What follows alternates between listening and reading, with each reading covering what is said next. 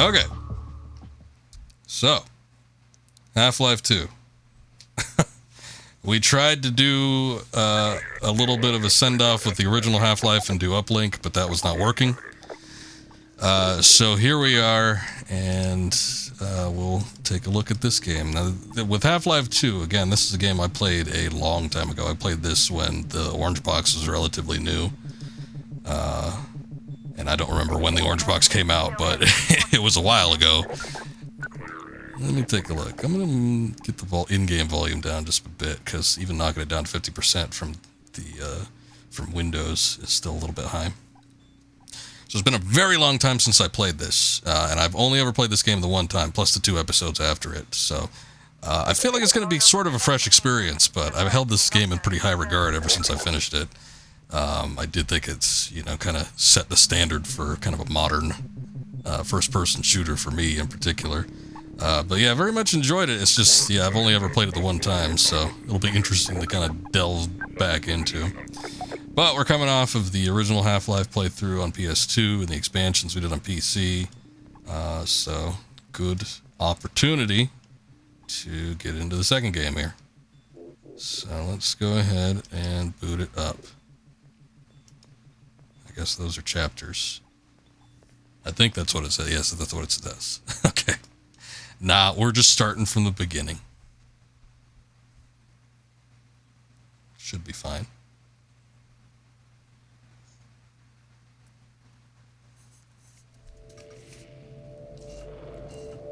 Rise and shine, Mr. Freeman. Rise and shine. Not that I wish to imply you have been sleeping on the job. No one is more deserving of a rest, and all the effort in the world would have gone to waste until... well, let's just say your hour has come again.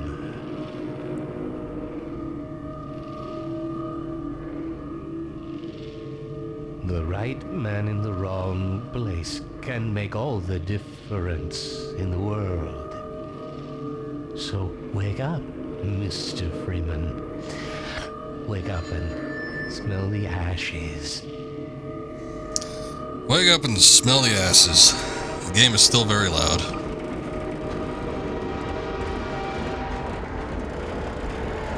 Goddamn. Even knocking the game volume down that far, it's still loud. Maybe the in-game sliders don't have anything to do with this. Okay, hold on. I'm going back up to the desktop here. Despite the fact that I like to have this in full screen mode, so it does take a second. Okay, we're gonna knock it down to like 35%. I was at 50, can't handle it.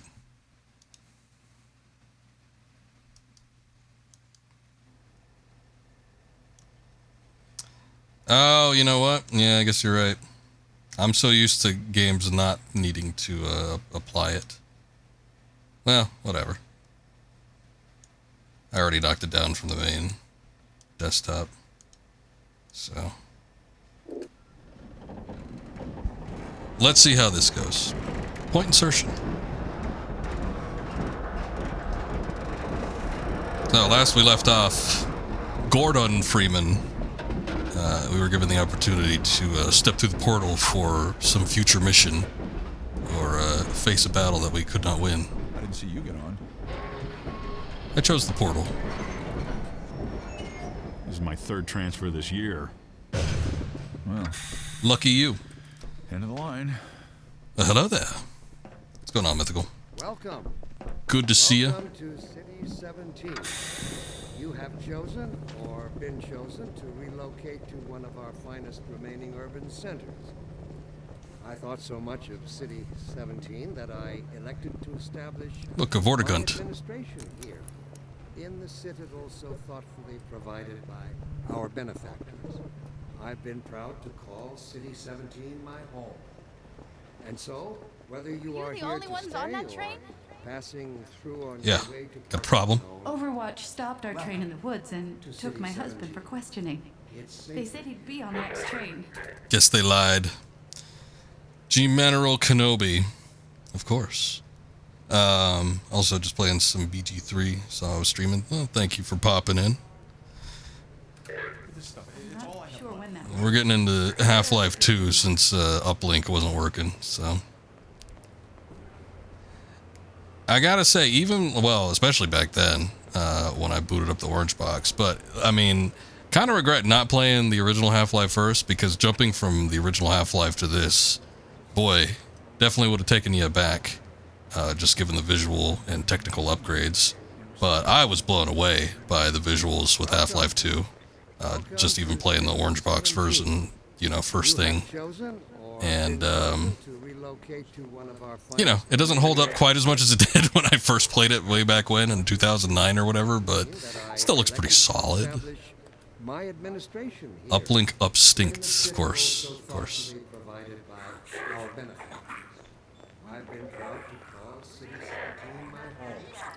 Still, for the time, very impressive game visually. Passing through on your way to parts unknown. Welcome to City 17. It's safer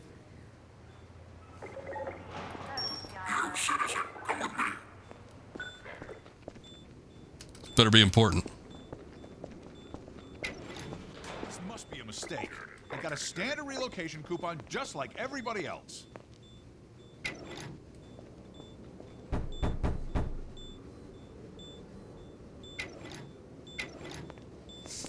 Half-Life 2 doesn't look modern, but sure doesn't look like it's from 2004. You are correct in that. It very much was something that looked very advanced at the time. And the physics, I think we take that kind of stuff for granted these days, but especially back then, the whole thing with the gravity gun and everything. Very impressive for the time. He said no peeking. That beer I owed you. It's me, Gordon. Barney from Black Mesa. Barney? Sorry for the scare. I had to put on a show for the cameras. I've been working undercover with civil protection. I can't take too long or they'll get suspicious. I'm way behind on my beating quota. Yes, Barney, what is it? I'm in the middle of a critical test. It's Kleiner. Sorry, Doc, but look who's Whoa. here. Great. It just snapped me into place. Gordon Freeman. I expected more warning. Yeah, you and me both, Doc. He was about to board the express to Nova Prospect. Well, Barney, what do you intend? I'm thinking. Alex is around here somewhere. She would have a better idea how to get him here. Oh, as long as he stays away from checkpoints, we should be okay. Listen, I gotta go, Doc. We're taking enough chances as it is. Very well. And, Gordon, good to see you. Okay, Gordon. Good to see you, You're gonna have Kleiner. to make your own way to Dr. Kleiner's lab. Oh, man, that's what I was afraid of. Get in here, Gordon, before you blow my cover. So, it's funny. Playing this, Half-Life 2 first, was a lot like playing Metal Gear Solid 2 first. When I played it, I mean, it was still a fun experience, but I felt like I was missing such huge chunks of the story and the characters. Turns out that, much like Metal Gear Solid, that didn't have as much to do with the preceding game as I thought maybe it did. Obviously, when it came to, some of the characters, it's not like they really had any names or any major characterizations in the first game. So, you weren't missing out on a whole lot. It's not like Barney was a huge character. It's not like Kleiner was this very important scientist. But, they had their places. They're fun little references, I suppose, when you start this game. But it's nothing, not like you missed out on anything major from the first one. Also, Half-Life has an impressive trend of needing to wait an entire console generation before getting good console ports. Unless Barney was a dinosaur from your imagination. That he may have been. Half-Life 1 came out 3 years before PS2. Half-Life 2 was 2 years before PS3 360. Yeah, I think, and that's the thing with Valve in particular. That's why they were always saying, "Oh, well, we want to develop our own hardware because consoles are just too slow to, work with for us." And for what they did, yeah, it's kind of true. Seems kind of pompous and arrogant, but. Did you like that? Is that good? Thanks. I also detect some unspoken questions. There's something about it. I think knowing what the characters were like in the first game and then seeing that they develop into like actual characters by the time you get into the sequel, there's some kind of charm to that. But I was like, when I started this game blindly, not having played the first game, I thought, oh yeah, Barney, he must have been helping you out all the time. You're best buds with him. He owes you that beer. And Kleiner, he must have been like the head honcho behind all the happenings at Black Mesa and all this stuff. Not really. It's not really like that. This simple fact has Wow. far-reaching implications. But when you compare the two games, I mean, it is an incredible leap. Because as impressive as Half-Life was, you know, for a game that came out in 1998 or 97 or whatever, late 90s, I find it you know, it was still fairly linear, a bit restrictive. And then you come into this game, and you see the advancements made, how open everything is, the physics, the weaponry, the, you know, the attention to detail that just wasn't there with any other game. Pretty incredible. First meals above a meager fire and started at the shadows that leapt upon the cavern's walls. But inseparable Well, a throwaway line isn't... My meaning is, okay, so maybe he said, hey, I owe you a beer later.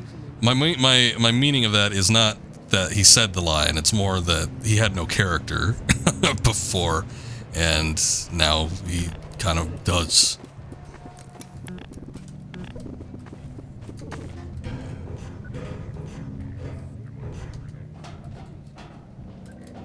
So just fall on this box, that's fine.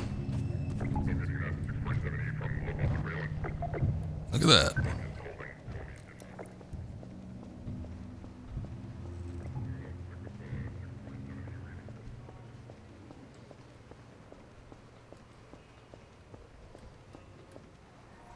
But having played this game first, also, I didn't think that, you know, when I imagined what Half-Life 1 was, I guess I didn't expect it to be entirely set within, you know, a laboratory. And I guess it spans, you know, you get to Izen and stuff, and spans some different sections in and outside of the laboratory. But, you know, for the most part, you're pretty much confined to one area, as grand as it may be. But playing Half-Life 2, I mean, the scope of this game and how much there is, it's like, I almost kind of imagine, you know, maybe in a smaller form, Half-Life 1 was going to be something similar, but they feel like very different games.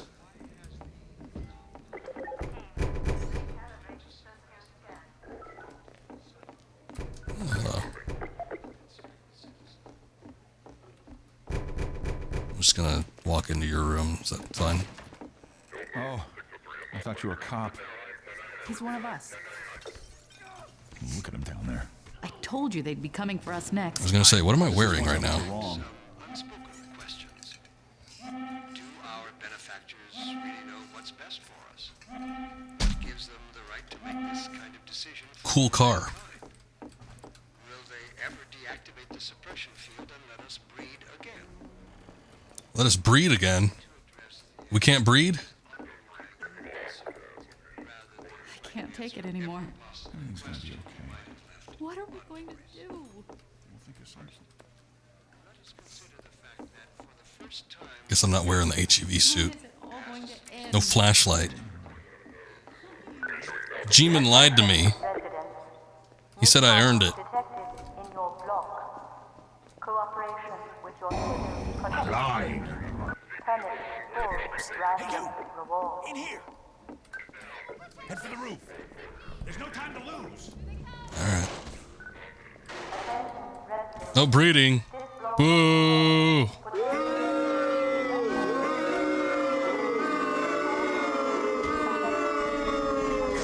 The people will revolt.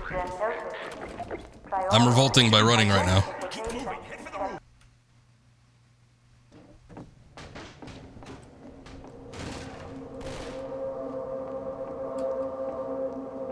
Gotta fight for your right to breed.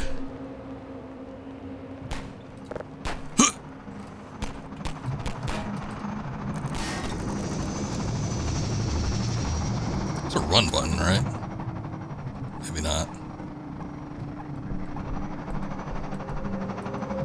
But yeah, honestly, I think the reason why I even wanted to play this game in the first place, trying to think back at the time, but it's like, oh shit.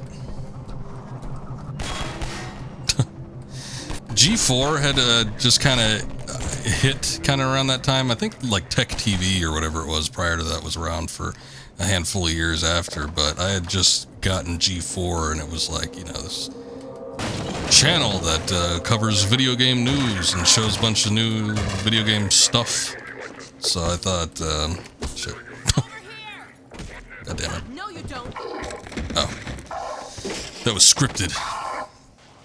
So I thought it was real cool at the time, and it showcased a lot of games that I probably wouldn't have been keeping my eye on otherwise. And it's like, Freeman, I presume.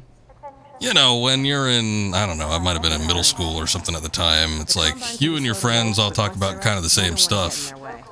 Not everybody really had internet at the time. It wasn't like this grand well of information that was available for everybody. So it's like seeing a channel that covered a bunch of video game stuff was a fairly unique thing that kind of opened up everybody's perception of what was available. And I'm pretty sure there was some pretty in-depth, I remember there was a show that like had featured some sort of game guides for like video games. I remember watching one for Half-Life 2, and it looked like an incredible game. And I was like, I want to play that someday. So when the orange box finally hit, My dad started on Dr. Breen. I jumped on that opportunity. It was one of the first games that I got on the PS3, and a hell of a collection. I mean, it had all the episodes. It had Portal, Team Fortress. I mentioned I played that for about 5 minutes and got freaked out because I realized I was playing with new people, like online people. I thought they were all NPCs. And I'm like, oh, these are real people. Yeah, I'm out. Yeah, I want to do that too. We've been helping people escape the city on foot. It's a dangerous route to my father's lab through the old canals. Getting pushed around, God. Today, we're finally on the verge of having a better way. Yeah, speak like you know me. Here, let me buy you a drink. This is another character situation where it's like, oh, yeah, she must, maybe. Oh, by the way, nice to finally meet you. Okay, maybe not. She must have had some sort of importance in the first game, I was going to say, or at least maybe her father did, but, no, they really didn't. Lamar, come out of there. Uh-oh, everything all right, Dr. Kleiner? Oh, hello, Alex. Well, almost all right. Lamar has gotten out of her crate again. If I didn't know better, I'd suspect Barney of trapping and... My goodness. Gordon Freeman. Gordon Freeman. That's a big text there you got there, Floyd. I did have my idea I wanted to explore once, sort of bridge between Half-Life 1 and 2 in terms of structure centered around Black Mesa personnel who'd escape Black Mesa during everything going on. General story would be attempting to outrun government, likely try and silence them. It was coupled with the Zen portal. Storms, if you recall correctly, expanded beyond facility. Finally would sort of be like Half-Life 2 Episode 2, but instead of Redacted dying, it's the arrival of the Combine. What's up, Akuma? Did I make sure to check my controls, make sure my Fs are all in place? Can't be here for long since you work in the morning. So the G4 Cinematech made you look into many games. It's like a collection of game trailers. Yeah, Cinematech I watched off and on. I think the one that played routinely was always like at a real late night block. And I didn't personally myself have cable. My grandparents had cable, and I'd stay at my grandparents' house after school because their house was close to my school. So I would just walk over there and stay there, like do my homework, watch TV. Hell, I even brought my console in my backpack sometimes to play video games over at their house. And then when my mom got off work about like 6 o'clock or something like that, she'd pick me up and then we'd go home. But, you know, I'd watch, G4 was usually on during those times after school. And I'd usually catch something. And it was always showcasing something new. Didn't get a chance to watch Cinematech that often. Sometimes I'd request to, have the VCR do an all-night recording so I could see what was going on at night. But didn't always get a chance to check it out. But, yeah, tons and tons of games. I can't tell you how many games I probably played because I had seen them featured on G4 in some fashion, regardless of what kind of channel it was. Could have been the Game Guide TV show, which I don't remember the name of. I think I had that Kristen Holt girl. She had the fine legs. There was Attack of the Show. There was X-Play. But tons and tons of games I saw on all those channels there, and I'm sure there was a lot that I ended up buying because I had seen them and thought they looked interesting. That was like kind of the internet for me. That was kind of like streaming for me. Like these days I watch like friends and stuff play games on Twitch, and I'm like, that looks interesting. I might want to try that. But yeah, it was a good tool back in the day if you were interested in trying to, find new games, kind of go outside your boundaries. Also, you typed that up during the town wandering. Oh, you're good. I just had to like pause to take a look at it because it looked like it was getting intense. It really is you, isn't it? I found him wandering around outside. Yep, that was me. Troublemaker, isn't he? We owe a great deal to Dr. Freeman, even if trouble does tend to follow in his wake. Shout out to the OG Ninja Warrior and that firefighter. I always liked Captain Nagano, I think his name was. He was the Seaboat captain. He almost always made it to the final round for like a good string of years, and I think he finally won it. I think he won it several times, and then people just kind of age out after a while. He was always my favorite, though. I must say, Gordon, you come at a very opportune time. Alex has just installed the final piece for our resurrected teleport. I can't take any credit for the breakthrough, Doctor. Nonsense. Your talents surpass your loveliness. Let's just see if this thing works, okay? Well, is he here? Look at that effect. There you are. Man, Gordon. Damn, Kleiner, look at them hips. Look at that booty. We can't keep him here long, Doc. It'll jeopardize everything we've worked for. Don't worry. He's coming with me. That's right, Barney. This is a red letter day. We'll inaugurate the new teleport with a double transmission. You mean it's working? For real this time? Because I still have nightmares about that cat. No, there's nothing to be nervous about. What cat? We've made major strides since then. Major strides. What cat? Doc, since he's not taking the streets, you might as well get him out of his civvies. What? Oh dear, you're right. I almost forgot. Barney, I'll give you the honor. I've got to get back on my shift, but okay. Remember the guy who always showed up dressed as an octopus? I don't remember a guy that dressed up as an octopus, but I remember a guy that carried like steamed octopus with him. They were all curled up and shit. I think he was a fisherman or something. He might have been that guy that won it like the very first year, and then he had like failing eyesight after the years after that, and he could never make it like past even the second or third round. It was kind of sad, but kept trying until he didn't. Also, one detail in this environment you find funny is that if you look closely to the machine shooting out the paper, the mesh isn't actually moving into the can. It's just wobbling a bit while the texture scrolls. You've had a lot of opportunity to see it. Yeah, it's just a texture that's kind of moving down the thing. That's how you work smarter, not harder, when it comes to in-game assets. Here we go. Damn it, get it off me! Oh my god, the crab. Lamar! I'll stomp on it. There you I are. thought you got rid of that pest. Certainly not. Never fear, Gordon. She's debeaked and completely harmless. The worst she might do is attempt to couple with your head, fruitlessly.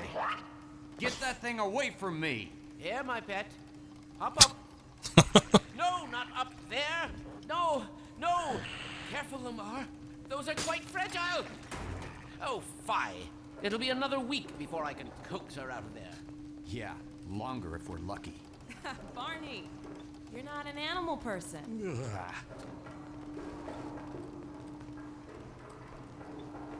Well, Gordon, go ahead. Slip into your suit now. Ah, the new HEV's charger. Where is my suit? Oh, there it is. Doesn't play the Valve theme when I put it on, does it? Oh, it does.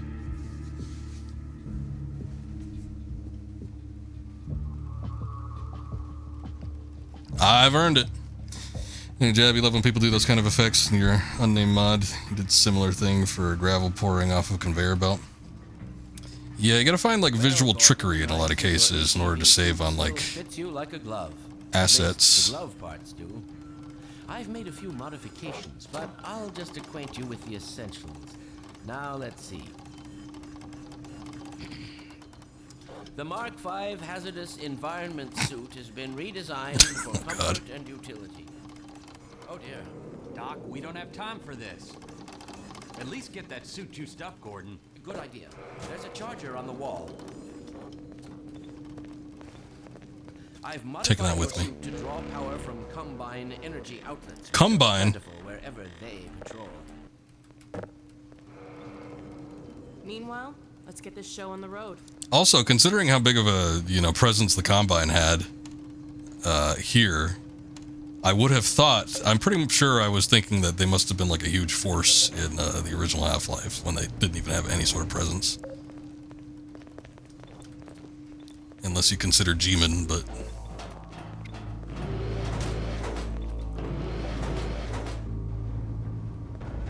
You want this? Why don't you position yourself near the panel over there and wait for my word?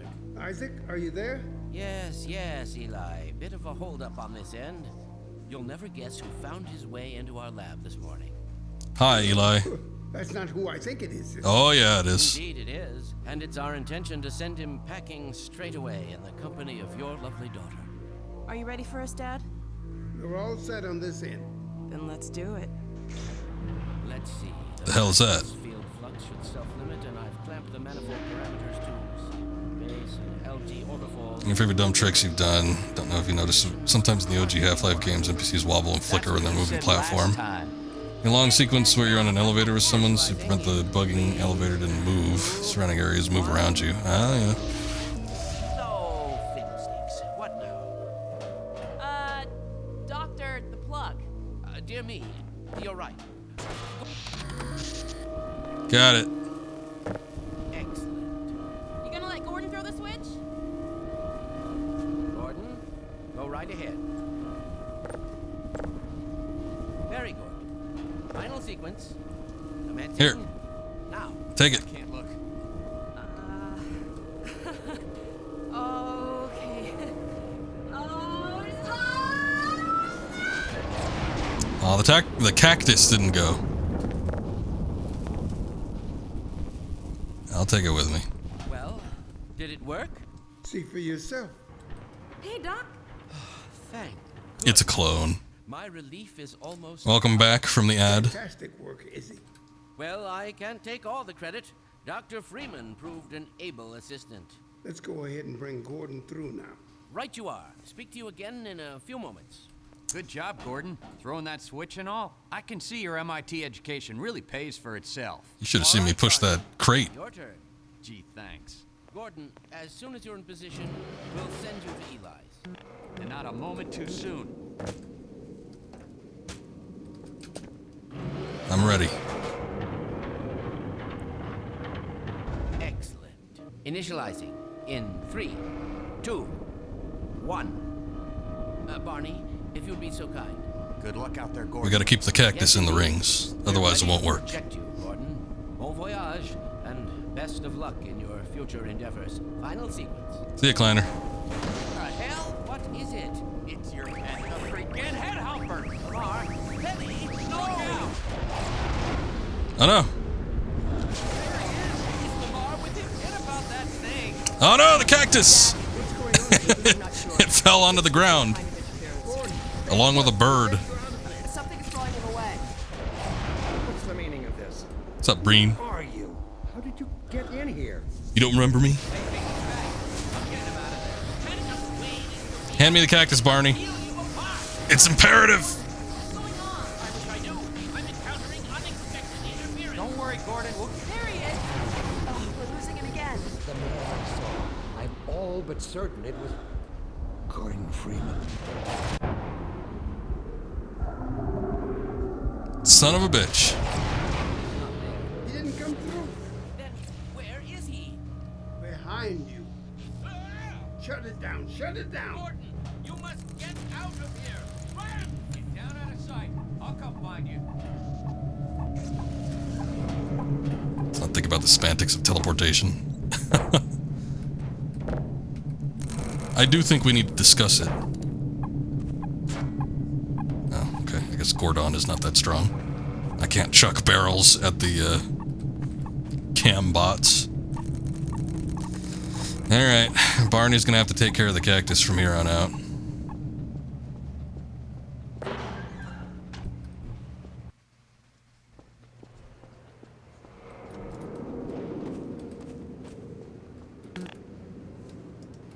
What do I do? I need some type of bar to pry those boards. Hey, Gordon! The Citadel's on full alert. I've never seen it lit up like that. Get out of City 17 as fast as you can, Gordon. Take the old canals, right? They'll get you to Eli's lab. It's a dangerous route, but there's a whole network of refugees, and they'll help you if they can. I'd come with you, but I gotta look after Dr. Kleiner. Oh, and before I forget, I think you dropped this back in Black Mesa. Good luck out there, buddy. You're gonna need it. Did you just flip me off? If I could randomly whip you around several locations across several mile radius, just happens to drop in Green's office twice. Must be something cooking in there. Keeps trying to pull us in. Alright, the game has officially begun. Slightly more interactive introduction than the tram sequence. But long nonetheless. Okay, I do want to see though. Let's take a look at our options here. There is the quick save. Once again, my F6 key does not seem to work. Fortunately, it appears that F4 is not being used for anything else, I think. So I think we could still utilize this same method that we had previously.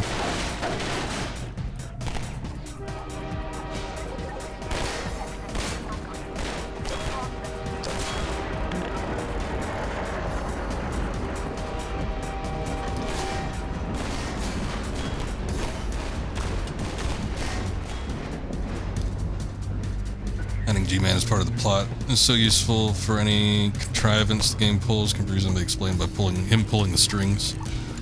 Yeah, and especially with you not necessarily knowing what G-Man is capable of, you know, you figure that with his ability to manifest portals and whatnot, he has some control of something, but you don't know the extent of what he can do. But because you don't know the extent of what he can do, as you say, it could kind of explain away any sort of issues as to where you are, how you got there, what time it is, all that kind of stuff. Did I miss something up here? Ah.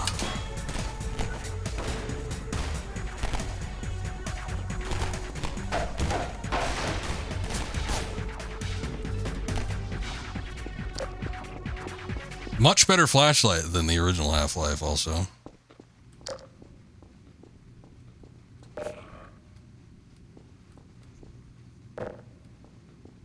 Help me!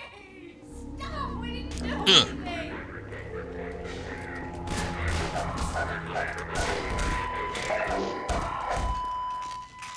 They'll be looking for you now.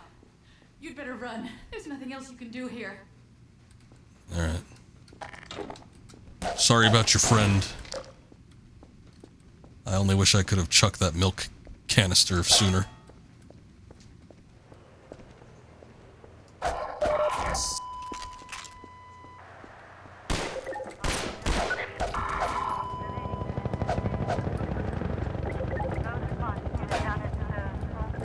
Oh, okay.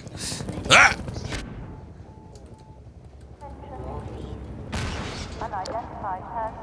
Alright, Floyd. Well, thanks for dropping in. So, you have a good evening. If you can even hear me.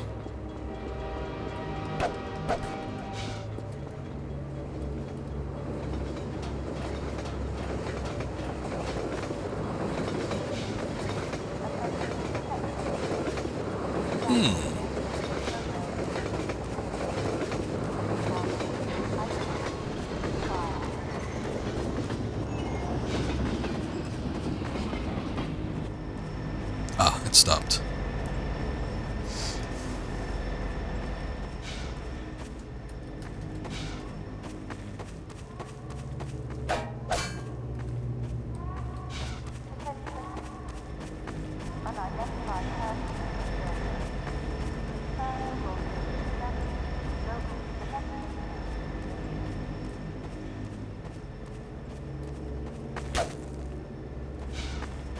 Since I see a ladder there, maybe I'm supposed to hop over the train. Ah, yeah, I guess I could do that.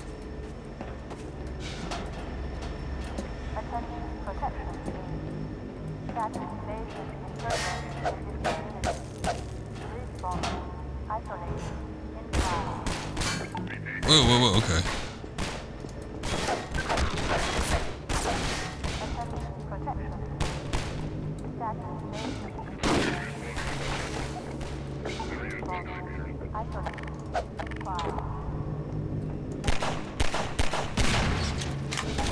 Shit. I'm a big fan of the gun sounds in this game. At least not with the pistol.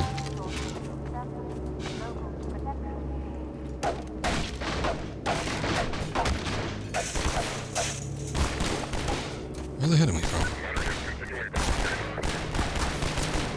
Guess I can't open that. I was like, what's something you should not have as a kid called 2B? It's all about the ship of Theseus theory. If you teleport, you're technically the same person. Same person you had to be destroyed back and put back together. Watched it as at a really young age, made you scared of teleporters.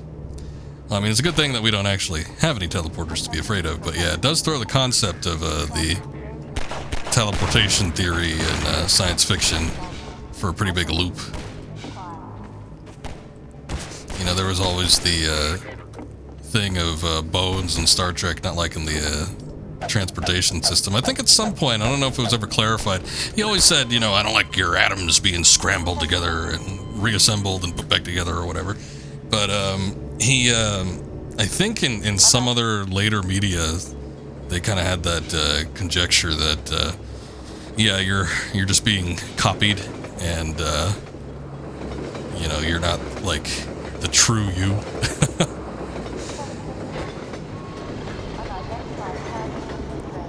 It just basically forms like a copy for teleportation, and the copy ends up on the other side, but you, the you that exists as you in the present, ceases to exist. Oh yeah, I noticed there was this too. Oh, that was a health kit, okay.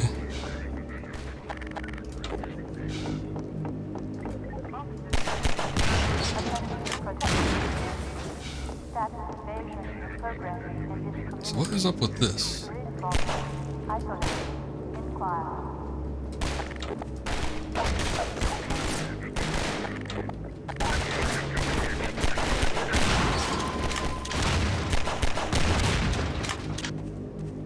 And I still got flack from that.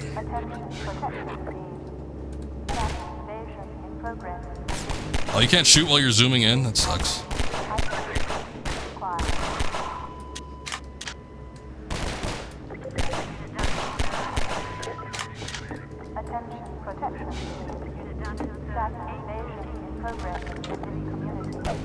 Okay, this can't be broken, right? Guess not.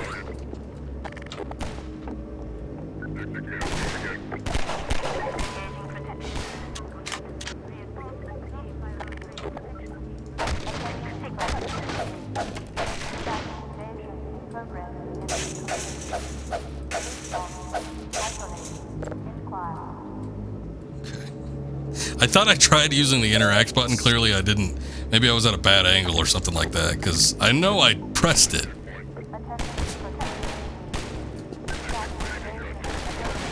But I tried it again when I was a little bit closer. I think that was what did the trick there.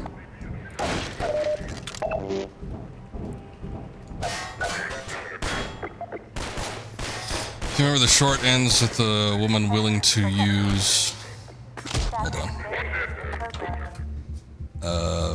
Use a teleporter to make a new version of herself, so it's about rebirth and suicide, oddly enough. When you think of it in those terms, yeah, it's a little odd.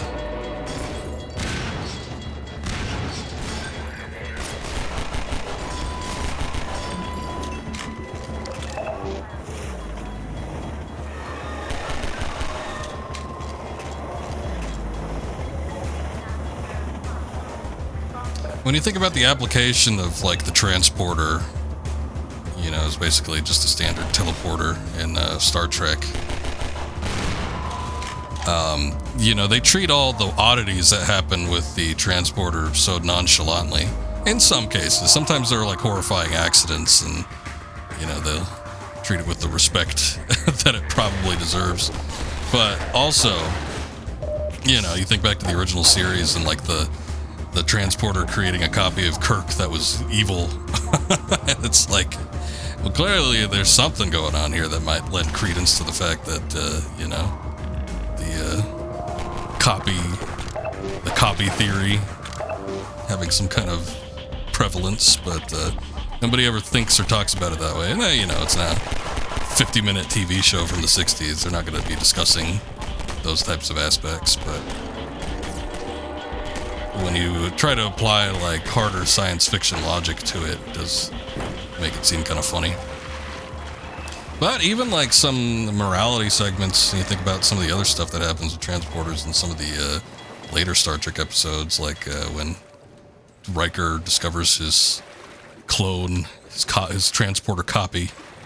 But the whole like discovering of him, it's like, oh, okay, he's here now. It wasn't even like much of a shock that there was another Riker. It's just like, oh, yeah, I guess this happens sometimes. It was more about like how to deal with a copy of Riker. God. And of course, the infamous Voyager episode with Tuvix. Who could forget? Guess those sirens are for you, huh? Good thing you found us. You're not the first to come through here by This is the Freeman. The Combine's reckoning. The Combine! Yep, Look, that's me. We're just a lookout for the Underground Railroad. Main station's right around the corner. They'll get you started on the right foot. Meanwhile, let my Vortigaunt friend here give you a jolt to get you going.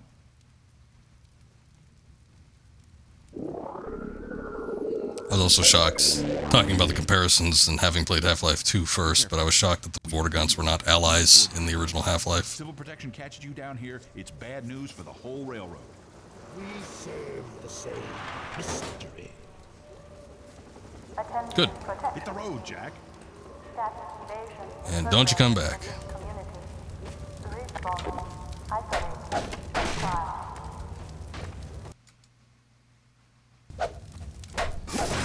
Whoa, whoa, whoa, whoa, whoa. He's up there.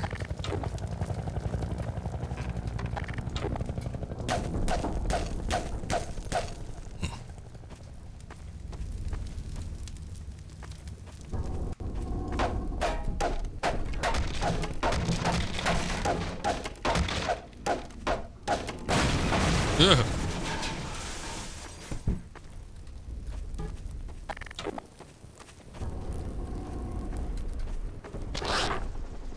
Ah, barnacles are back. See, the barnacles, I remember being able to attach to inorganic items. They had discussed it when we played Opposing Force, that they attach themselves to organic items only. Let's take a look. Put that into practice there. And see, they can grab inorganic items. So I specifically remember this because I remember like throwing shit at them and like explosive barrels as well. I'm like, I know that they can take other types of things in Half-Life 2. So, but the reason that they had done that with Half-Life 1 was just to explain the game mechanic of using the barnacle as kind of like the grapple hook.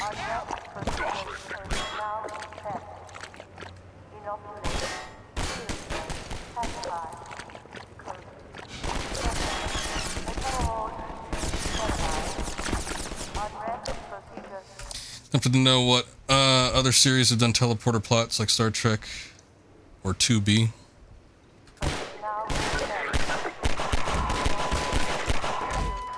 There was the teleporter accident in Galaxy Quest, if that counts. Galaxy Quest is just a parody of Star Trek anyway. Who else has done a teleporter story? I'm sure that there's plenty of science fiction shorts that deal with the concept. This is Station 8. We heard 12 go down and out. Surgical strike units are targeting railway stations. Repeat, civil protection is coming down on underground stations. We're already getting refugees. Couldn't tell you which one specifically, though. I'm trying to think if 2001 or 2010 had any teleporter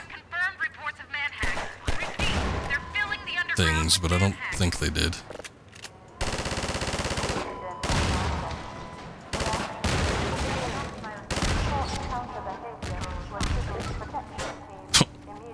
See a combine.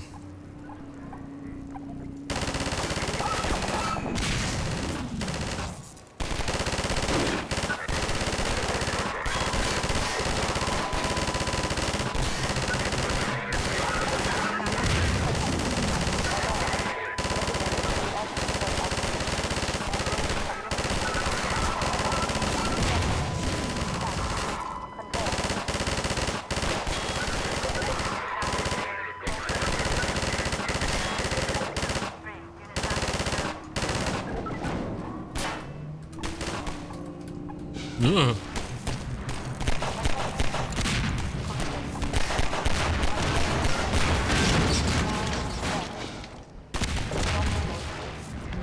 Oh, that gun is down.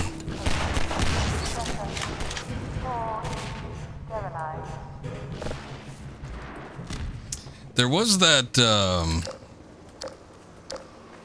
who are the devs that do the, I can't think of it. I can't even think of what the series is. There's a video game, though, that deals with the concept of, very existential, but deals with the concept of, like, cloning and the, moving of the conscious from one entity to another, and if the original entity with the same conscious is still the same when it's moved into the new body or whatever. I want to say it's Observer, but it's not Observer, it's something else. Observer was kind of like a similar looking game, but I think it dealt with something completely different. Man, I cannot think of the game series that they're famous for, or what the name of the game that it was that I'm thinking of even was, but it's kind of a similar thing. You think you know what I'm talking about, but can't remember it? Yeah, what is it? It's gonna bug me.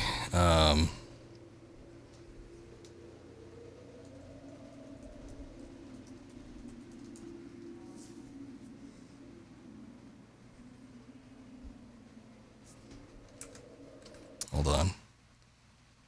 Oh shit. Well, it's a good thing I tabbed out, because 3DS Max, like, launched at some point. You know, I think on this little keyboard I have, this NuFi one, which I switched to when I'm doing these PC games now, because it's quieter than my usual keyboard, there's like a hotkey that opens up 3DS Max for some reason. I have no idea why that particular program is hotkey, but it's very annoying, because I think I accidentally hit that key sometimes. And, it opens up 3DS Max without me knowing it. Frictional is the developers I'm thinking of. Frictional games. Soma is the game I'm thinking of. That's what it is. I've never played it. I watched a little bit of somebody stream it before. It seemed very fascinating, plot-wise. Gameplay just kind of mostly seemed like sneaking around and stuff. Yeah, it's similar to Amnesia. The early Amnesias, not their latest. Amnesia the Bunker was an excellent game, by the way. Anybody that hasn't played or seen that before, highly recommended. One of my favorite games from last year. But, yeah, that Soma was one that they had made previously. Hello. Keep going, friend. That station was raided, but there's others up ahead.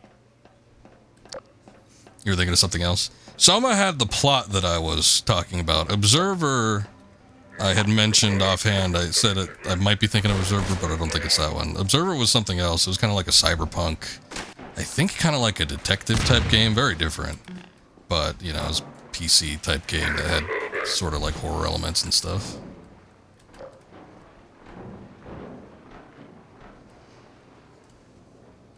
Gonna showcase these water physics.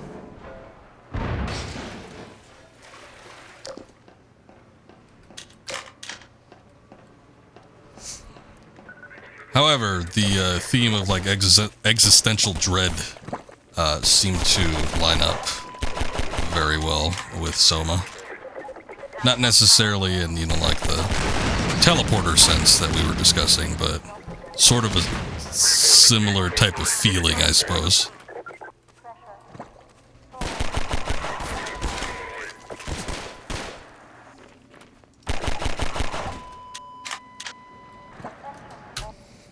For some reason, your mind was wandering to Planescape Torment. That's another ideological discussion.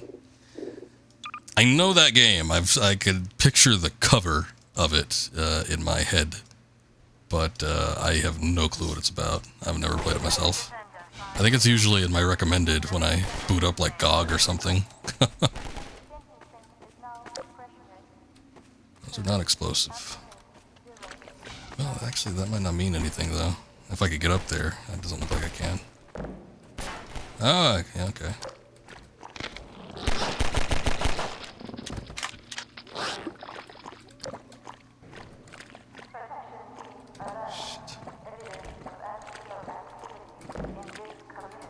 See, I think this was the point where I started using the barrels for the the barnacles.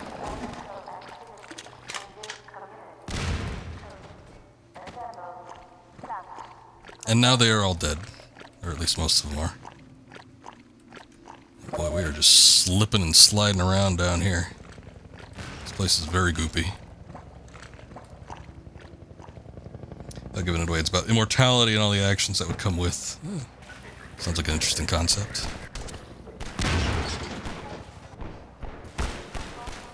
I'm very particular, oh shit, when it comes to my heavily story-based video games. I tend to prefer gameplay take precedent over story in most cases. However, I do enjoy a good story game, or at least something that can entertain me in its story, even if the story isn't always great.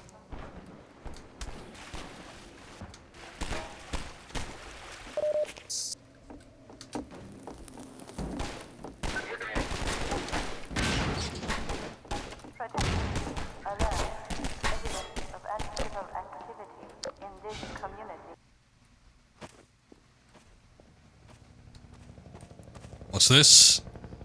Physics-based puzzle.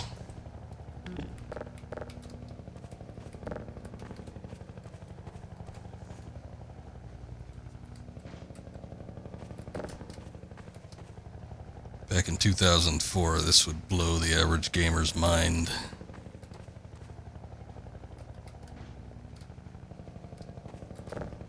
These days I know exactly what I'm looking at when I look at this. I'm like, oh, some sort of like unnaturally made seesaw? That must mean I have to weigh one side down.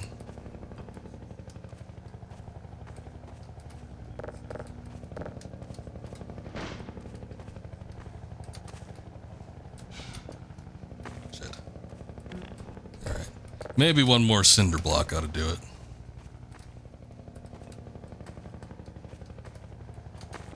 It's Baldur's Gate-like, so I don't know how I feel about that. I gotta be in the mood for those games, yeah. But I don't mind them.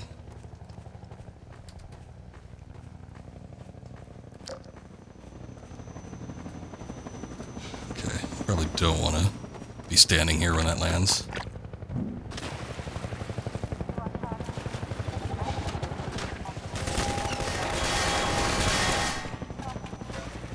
I don't know what they dropped.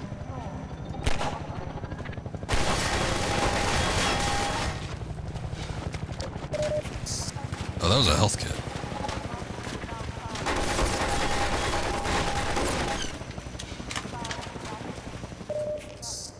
Ha! Nab that before the barnacle could get me. You ain't gonna trap me.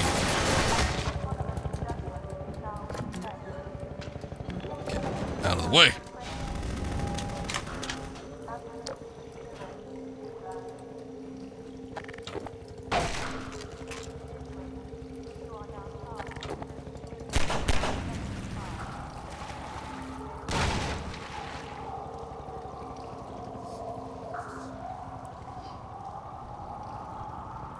What is that?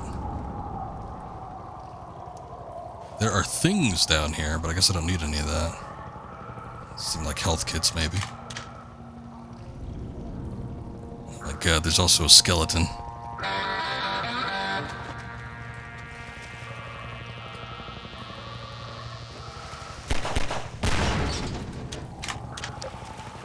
Whoa!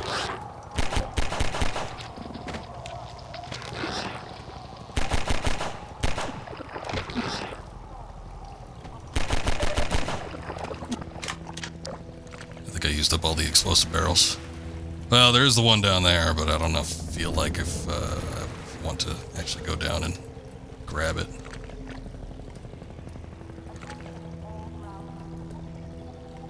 Actually, there was the ladder, like, leading down. I don't know what's down here. That's... okay. Here's a path.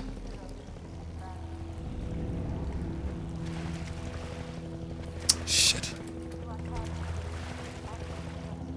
Yeah, I destroyed all the barrels, thinking that they might not be useful.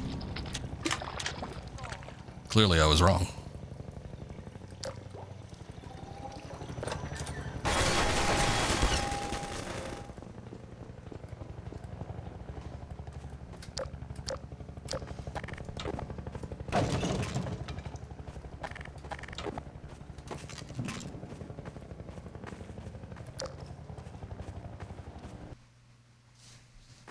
Very big change of pace with the environments. I mean, getting chased kind of is one thing.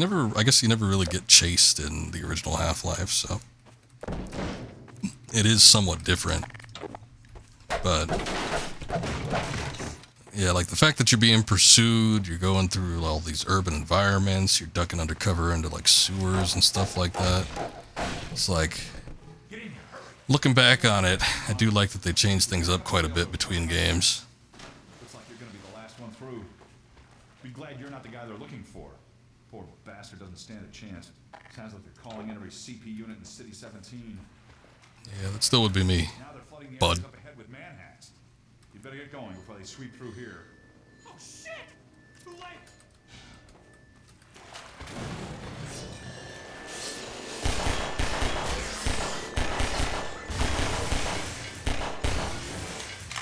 I saved you.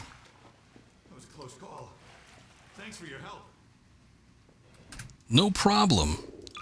Just notice the voices are down pretty low. Is there a way I could change that? Oh, they don't have their own slider. Damn it.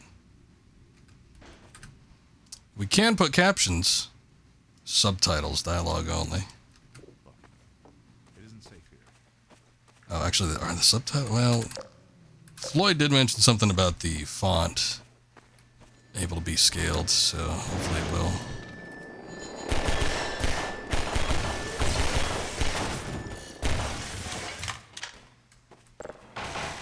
This here is a high-capacity pistol.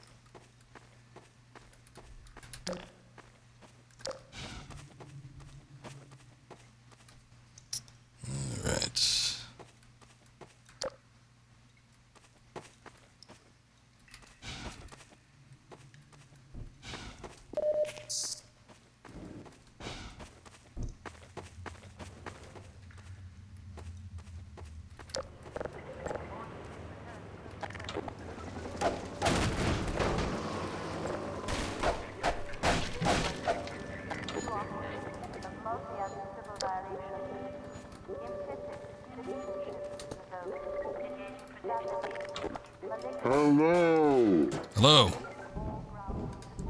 Welcome in.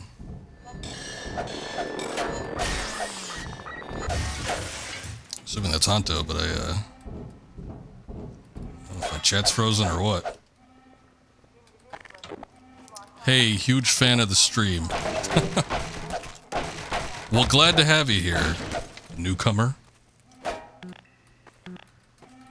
You've come as a messenger. Oh boy, it is Wednesday, I guess. Does it have something to do with guys that potentially fall?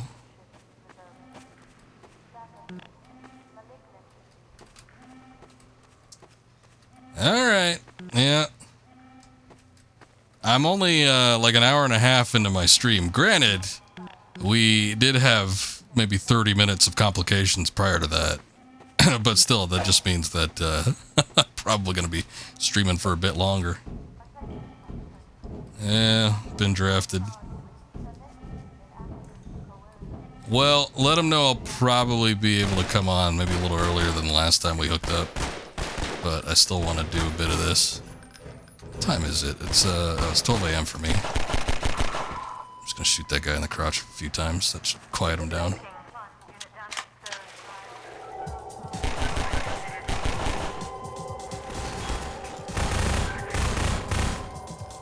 Oh, we got an SMG.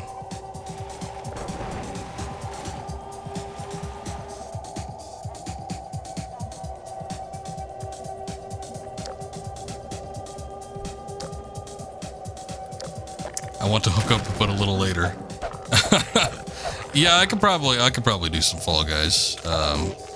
However, oh, that's a grenade. Shit. We are just barely getting started with Half-Life 2 here, so I think I'm going to put a little bit longer into this game before I stop. But I'm probably not going to go like 5 hours like I did last night.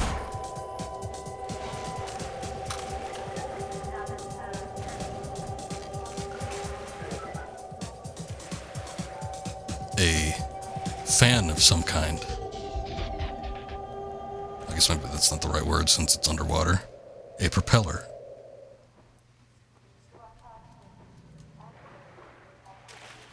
Like water we could finally see through. What a miracle.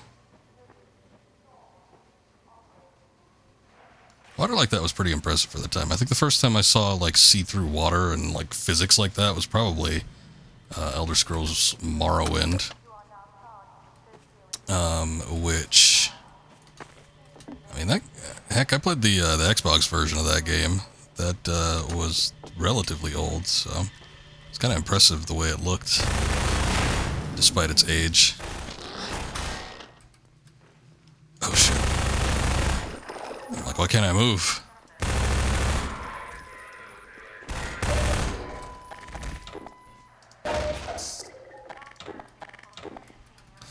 I'm not gonna have too much ammo for that. I might as well just stick with the pistol for right now.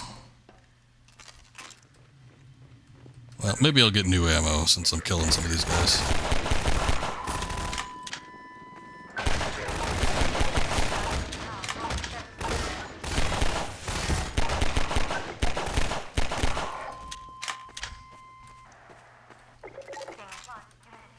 I gotta say, I don't know, you'd think that the differences would be very marginal between Half-Life and Half-Life 2 with the gun mechanics, but the gunplay in this game feels very, very satisfying. Much more so than the original Half-Life. That might be because I'm able to kill enemies a little bit quicker. Could have something to do with that, not 100% positive, but that and the fact that maybe since there's, it obviously seems like there's weak points or targeting specific point damage. Headshots seem to be more powerful, so early days, you know, with video games, it's like, you know, you think back to Doom and stuff, it's like you never even had control of specific targets anyway. It's just you fired the gun in the general directions and the bullet would make their way over to the enemy. Wasn't much more to it than that. But with Half-Life, you know, you started getting into that phase where you had free control over specifically where you fired the gun. But what makes it somewhat unsatisfying is the fact that you cannot, you know, shoot an enemy in the head and expect them to die any quicker. They, for the most part, will just take the same amount of damage regardless of where you shoot them. Range was important. So if you had like the shotgun, and like I did many times, you just go right up to an enemy and you shoot him in the face with the shotgun, yeah, you're going to do a lot more damage.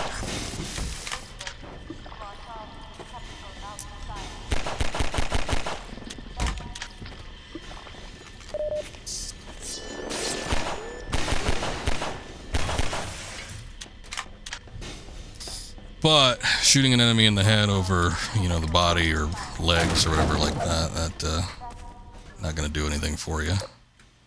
So it was especially satisfying when games, you know, like Metal Gear Solid 2 and stuff came around where you had specific limb damage. You could shoot an enemy in the leg and, you know, they'd start walking slower. You could shoot them in the hand and they wouldn't be able to draw their weapon anymore. I always loved little details like that, even though it's relatively common these days.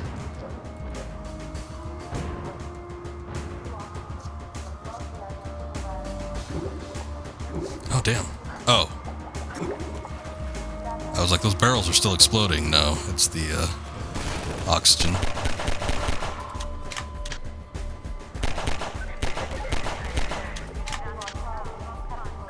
I also feel like I'm a little bit more precise. That might just be because I'm playing on PC. We played Opposing Force and Blue Shift on PCs, so I had keyboard and mouse control with those games as well, as opposed to a controller that I had on PS2, but for whatever reason, I feel like I have more control with this game than I did with the original. That's a good point. The soundtrack is superior for the most part, I think, with Half-Life 2. Probably had a different composer than the original Half-Life.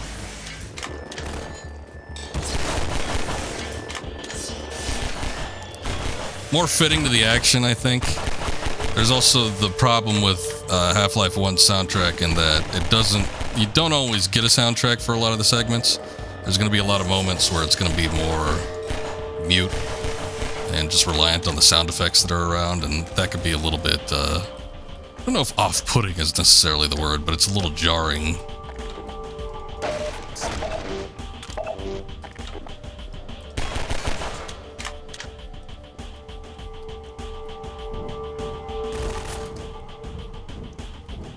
Who the hell's shooting me?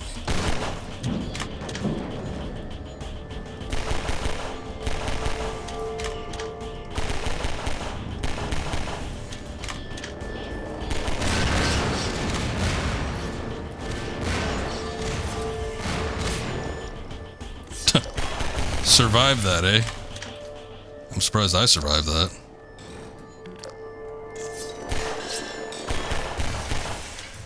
Those little things always freak me out. Reminds me of the Green Goblin's little razor bombs from the 2002 Spider-Man movie.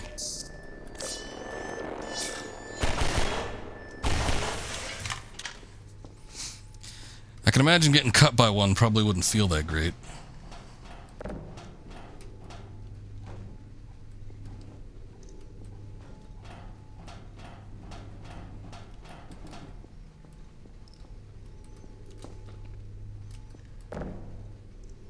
Is there a way?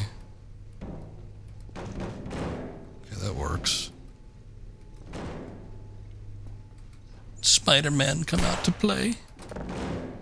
No, unfortunately not. You know what? Speaking of that, I've had a hankering to do some Spider-Man games too for a while now. I did that that very, very silly Web of Shadow games a couple years ago that I borrowed.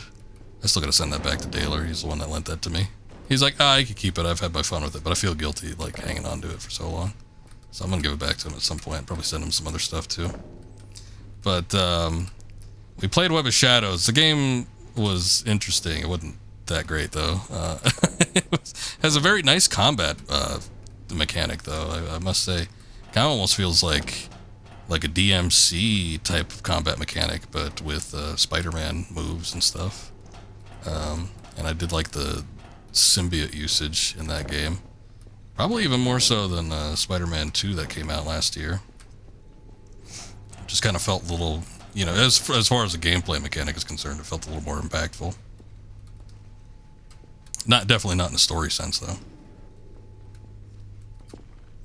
I've got Ultimate Spider-Man. It's kind of been on my possibly to-do list, but I've definitely wanted to do the movie games because they were still done by Treyarch, and they were very, very good.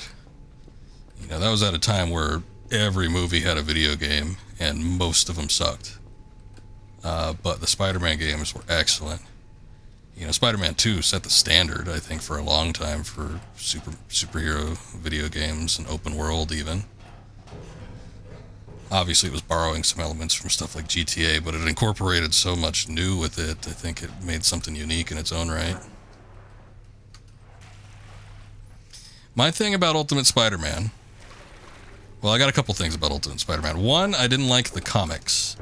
I got into them. I was subscribed to them for years. I've got, like, Ultimate Spider-Man 25 through several hundreds, like, later. It's insane how many copies I have in storage.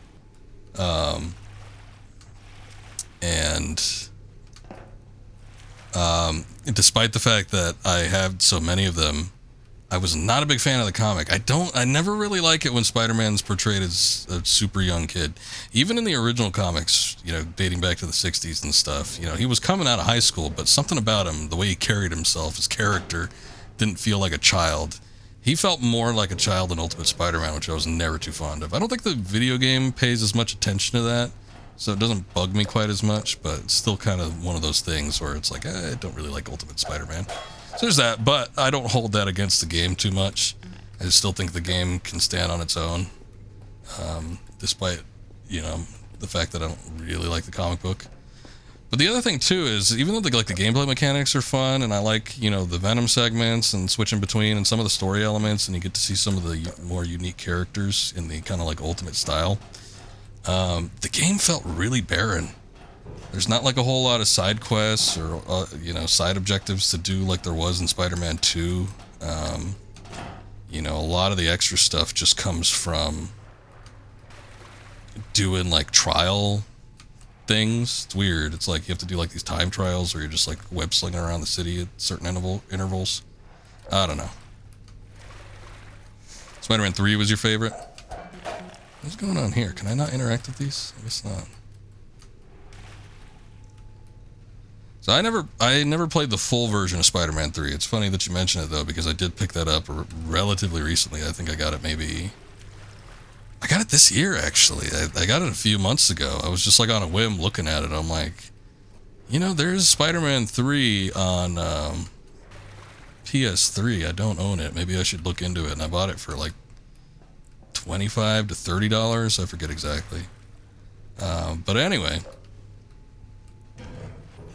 I had borrowed the PS2 copy that my friend had. It was not great.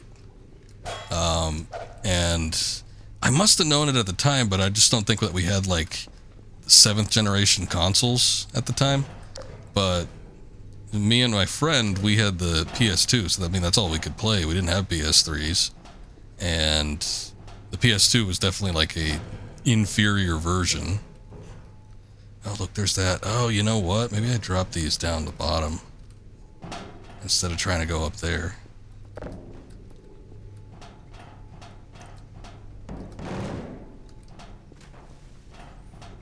And then I can get on top of them and hopefully that's it. I don't see any other way, but that does look like the tunnel that goes into the other area that I likely need to get into. The animation when taking the black suit off was so cool in the PS2 version, at least. I don't remember it, unfortunately.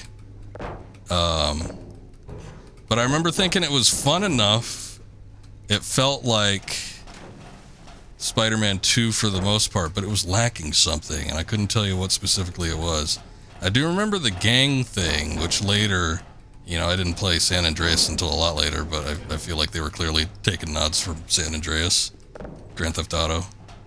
With the whole gang territory thing, which even in San Andreas, that didn't end up being a huge feature. It's like they make you think it's a huge feature, and then like any sort of progress that you make with it is completely dissipated, you know, once you move on like 30 minutes into the game. It's ridiculous. But anyway, I remember the gang thing. I don't even remember specifically. I remember like the new Goblin was about as lame as he was in the movie. Proto-Goblin. Oh shit, these don't float. Okay, I thought they would float like in the original Half-Life. Maybe it's got something to do with raising the water level then. Unless I could stack these. God, I don't think they'd make you do that though. I was surprised that they might even make you do that to get up to the secondary level. Okay, there's got to be something else. There's got to be a switch or something I'm missing.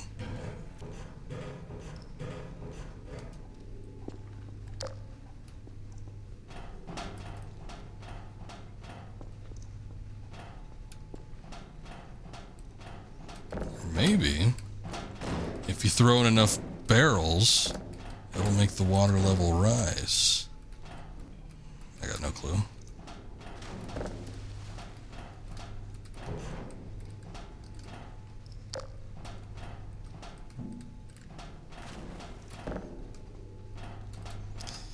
But anyway, there's a slew of decent Spider-Man games. I might even go back as far as like I don't want to say the original. There's been Spider-Man games since the 80s. I mean, it's been an IP for a very long time. But I'm thinking back like to, God, I want to say it was like 1999 or something like that. There was one on PlayStation 1 and N64. And I remember that one being fun. Spider-Man was voiced by Reno Romano in that one, which he would later on go on to voice, I think Spider-Man 2099 or whatever the animated adaptation was called. So it was kind of funny. Things kind of worked out like that. That might have played into his favor, actually.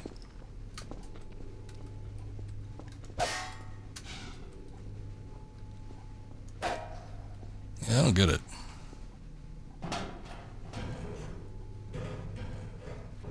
I don't think I soft-locked myself.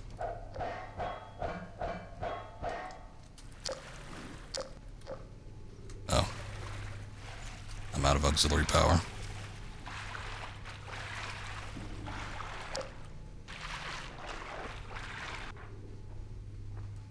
It's a little hard to see.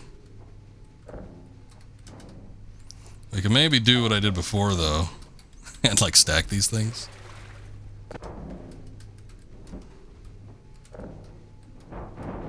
God, I feel like there's no way this is what they expect you to do, though. This is like a way to do it, maybe, with all these barrels, but it seems a little obtuse.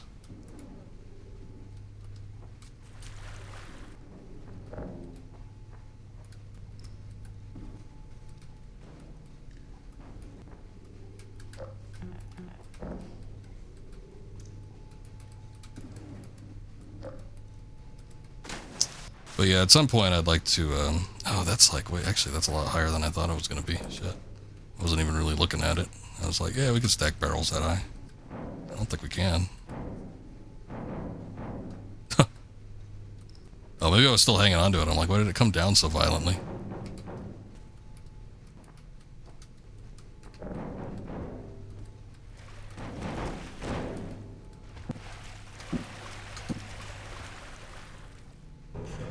Yeah, that's not it. I don't know. Oh. So I didn't think to do that. We could get up to the upper area here via that pipe. But is there like...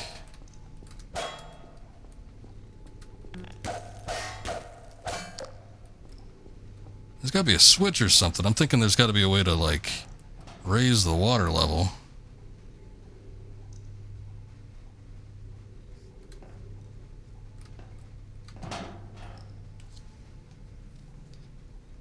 Hola, Zoe JF, ¿cómo están todos aquí en este canal?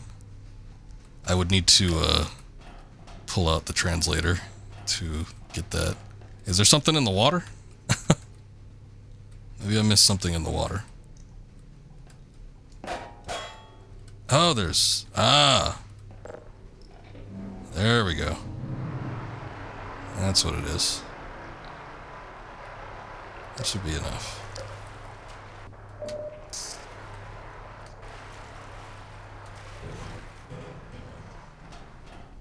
See, I knew there was something. I thought I looked for something in there, but I must have missed it. You know, I'm stacking barrels, getting up and down some of these areas.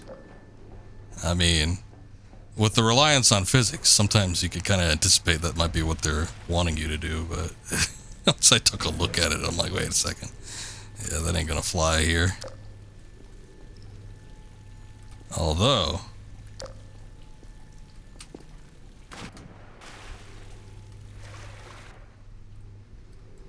Don't speak in English, only Spanish. I got you. If I'm really stuck on something, I mean, I might ask for help. Sometimes I like to figure things out on my own. It's been so long since I played this, I think this is almost going to be practically a blind playthrough. I'm not even sure if you can understand me necessarily. I mean, speaking and understanding are two different things, obviously, but...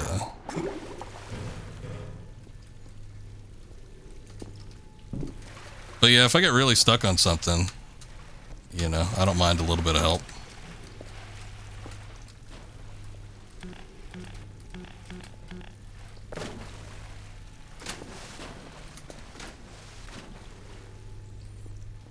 Well, you understood that enough, I suppose. But I got you. I got you. I don't know if you yourself are running through a translator. Normally what I do is,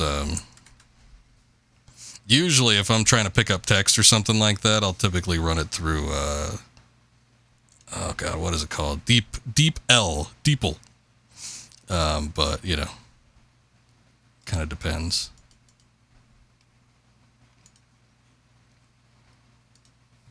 Thank you for that follow, I appreciate that.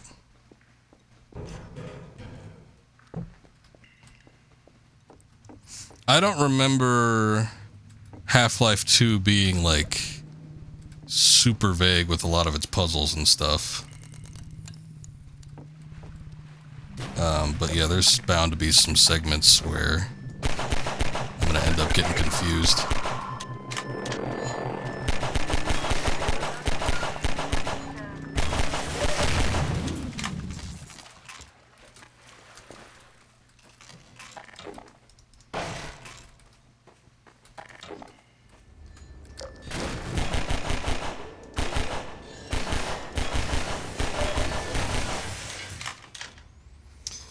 Yeah, I do not like those bots.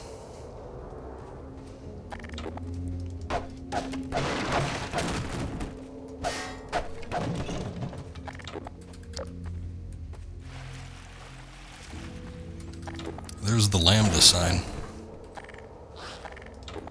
You know, I don't really know why they use the Lambda sign so often. I mean, they used it to kind of stylize the Half-Life logo with the original game, and obviously there was the Lambda section of Black Mesa. No, we haven't gotten to the boat segment yet, no. But it's used for like the symbol of the resistance, so I do wonder how that kind of came to be. Maybe it's just simply because the survivors of the Lambda section at Black Mesa were the ones that maybe started the whole resistance movement. I have no clue. But it is kind of odd that something that was just used to kind of spice up the logo for the video game ended up being kind of like a prominent fixture as a symbol.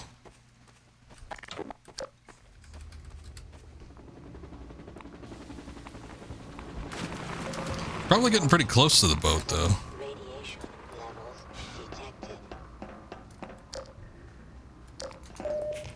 Looks like this person had a dose of radiation poisoning.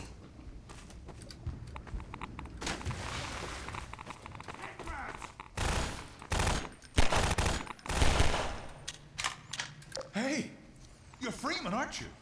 I am the Freeman. I got here at a bad time.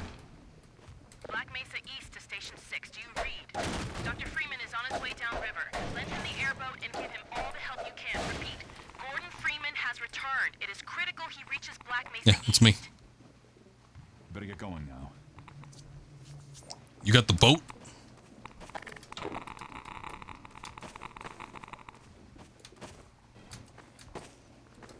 Yeah, I feel it. I think we're getting close. The boat is near. I remember the boat being a trip the first time I played this game. Oh, that's how they dispense them.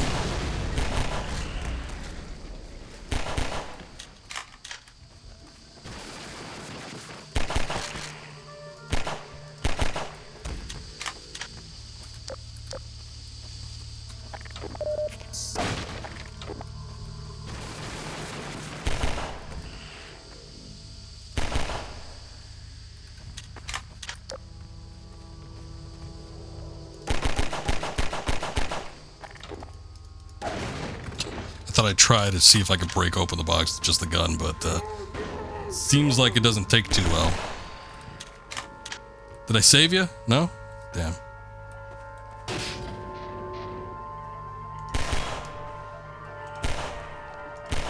I think the headcrabs have iframes when they're coming out of the pod.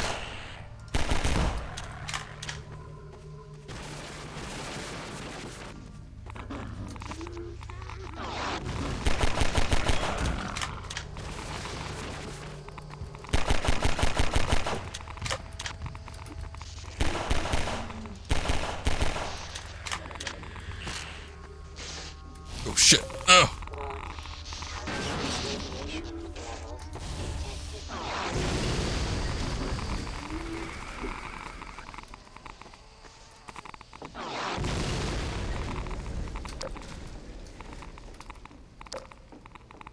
Hey, there it is. Hey, Dr. Freeman. I've been hoping you'd show up. Got this airboat all gassed up and ready to go. Nice. It's gonna be tough dodging civil protection out there in the open. Drive hard and you'll make it. You'll find more help up at Station 7. Oh, I drive hard. Up the river. It's the old red barn. Climb on in. Fire her up. I'll take a couple barrels, for later. Can't take the engine with me. Go ahead and get in the boat, Dr. Freeman.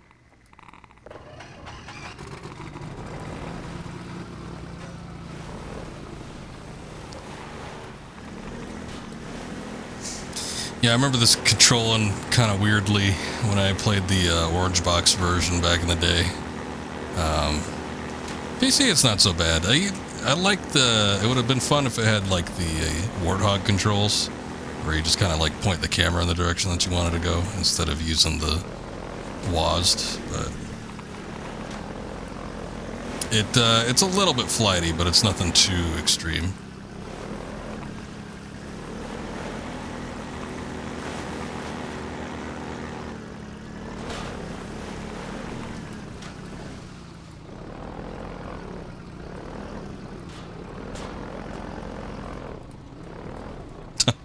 I guess the boat can't break the boxes.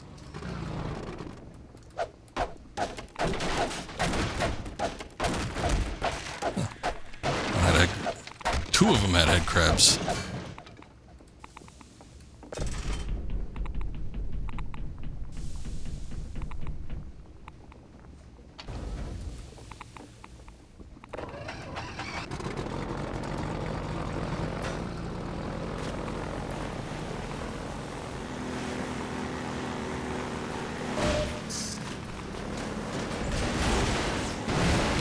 Now we can break boxes. We just couldn't before. Water hazard.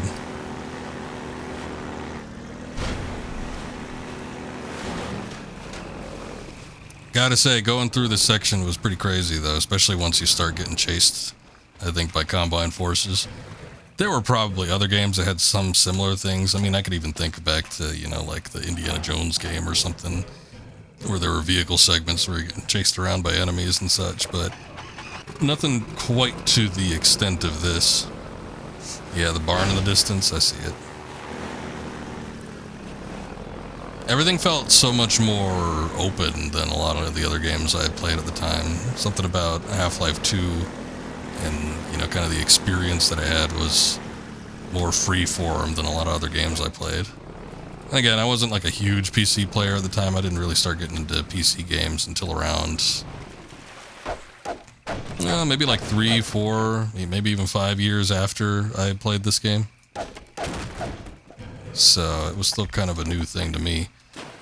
Very much always played on console, and, you know, as Mr. Floyd brought up previously when talking about this game, you know, Half-Life was always like 3, 4, 5 years prior to what most games were capable of on consoles.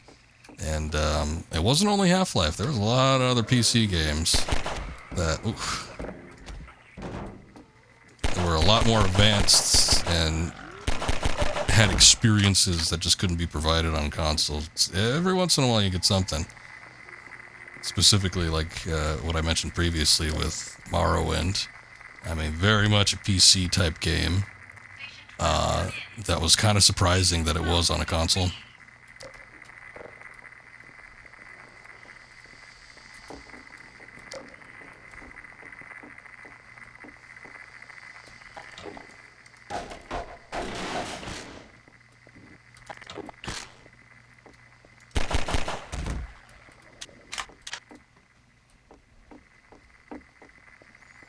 Already gone.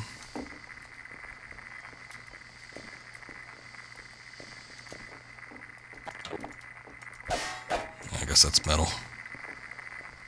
Can't do anything with that.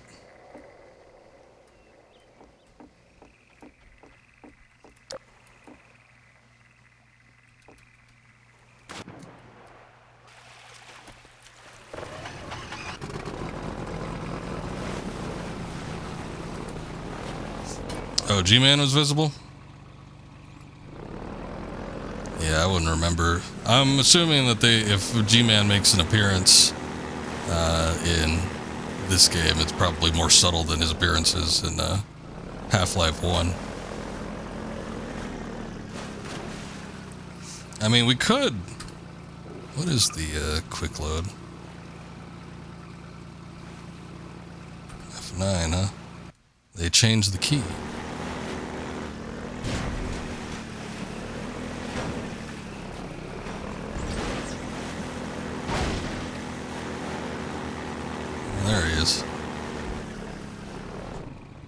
G-Man, what are you doing up there? Alright. Oh, we didn't get anything super important, so I'm fine with just skipping it.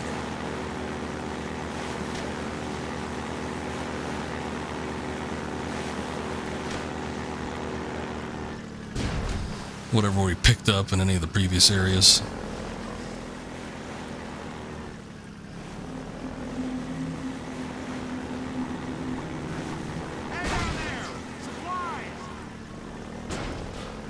Whoa down there.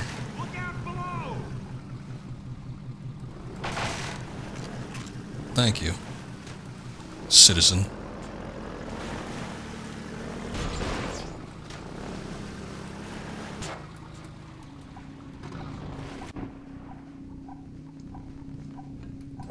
Ah, the blue barrels float.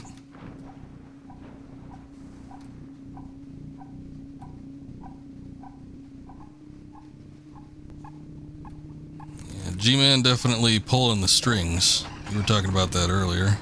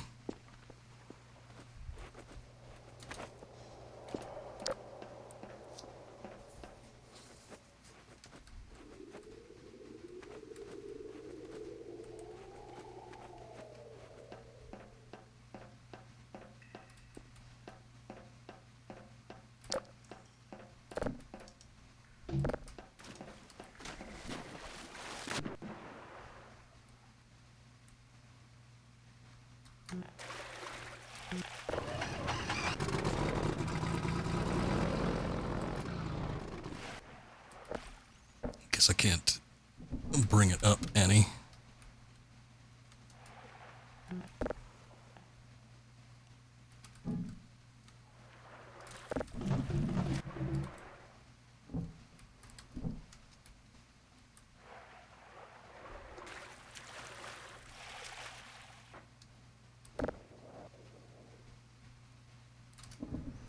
Hopefully we get the boat across this section.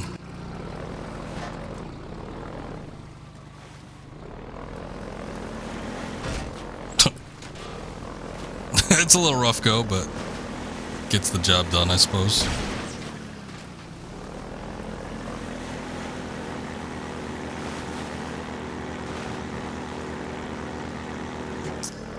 The Xbox, I think, at the time was kind of the only console that was really trying to merge and bring over PC-type games to a console. And, you know, I didn't hop on the Xbox immediately. My first 6th-gen console was definitely the PS2. And it took a while. It was a handful of years before I ended up getting the Xbox, but there were a lot of games on there that I ended up really liking. I think, you know, primarily, one of the main reasons I ended up getting an Xbox was actually because of Knights of the Old Republic. I really wanted to play a Star Wars RPG. It just seemed so wild to me at the time that something like that would even exist. So I remember getting it, and I got it late in its life cycle too, because I think I snagged it for like $100. It was pretty cheap. The problem was the console was kind of crap a little bit because it wasn't, I don't know, something happened with it. I remember my original one, the very first one that I got, ended up crapping out on me within a year of usage, which sucked. And then it was still within warranty, I remember, because I remember taking it back to the store. I got it from a Best Buy, and they still had some in stock, you know, about a year later. But I thankfully still had that warranty and ended up snagging another one. And that one worked a little bit longer, but it still crapped out eventually. I think it must have had something to do with like the optical laser. There was issues with it over time. It would just kind of die down. It seemed to be a pretty common aspect of the original Xbox. It happened even with the refurbished one that I got most recently, although it still works a little bit better than probably the originals that came with it. Gonna be the Venezuelan guide? I got you. I don't need like a specific play-by-play for all the puzzles and stuff. I do like to figure this kind of stuff out on my own, so I don't even know if you can understand that. But, you know, I might, before you give me the solution to something, maybe let me kind of take a look at it for a few minutes, and then if it, like, I'm really stuck or something like that, I might even ask. I'm like, hey, could I get some help with this? But I do like to kind of figure things out on my own just a bit. One who has acquired an almost messianic reputation in the minds of certain citizens. His figure is synonymous with the darkest urges of instinct, ignorance, and ignorance. Oh no. That's not the key.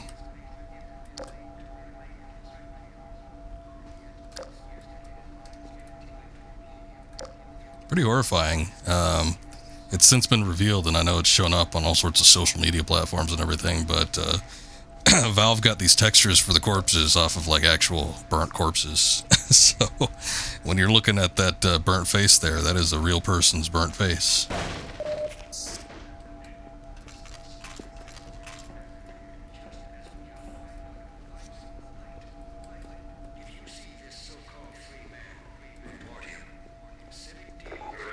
Freeman.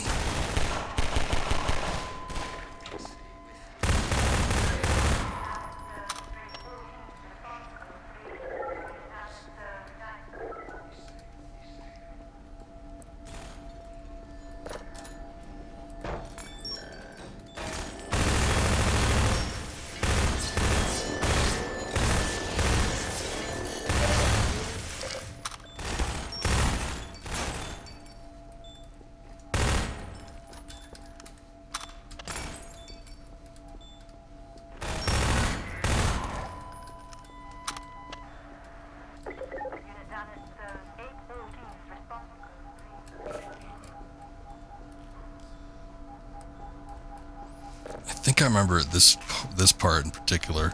For whatever reason, this section of the game stuck out to me. I remember playing this part and doing something.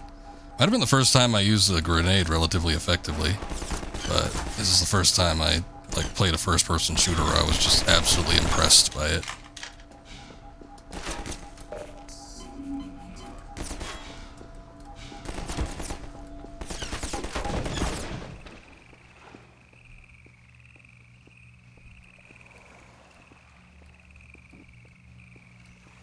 Call this the solid snake sneaking method.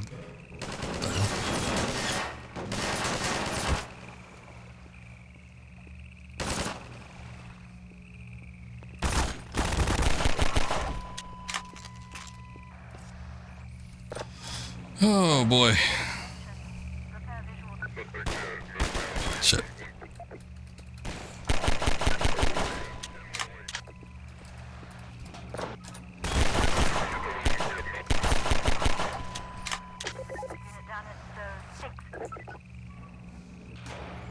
Let that sit in there for a second. Nobody regrouped?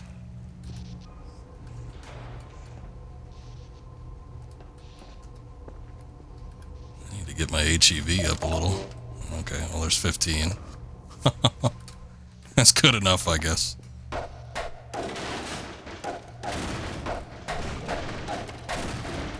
Hell, it might have been that whole sequence where you could actually carry the oil drum and not get shot at or use it as protection. That might have blown my mind at the time, too.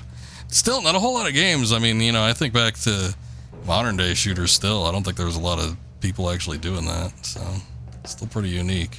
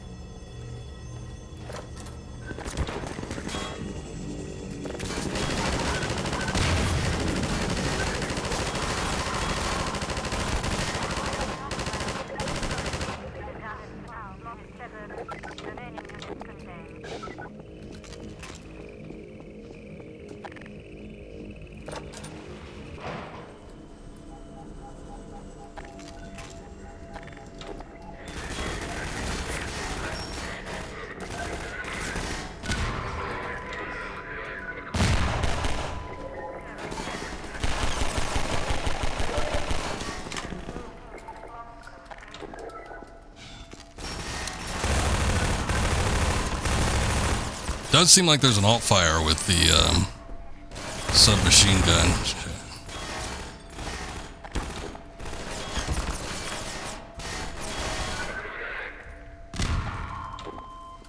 I just don't have any grenades for it right now.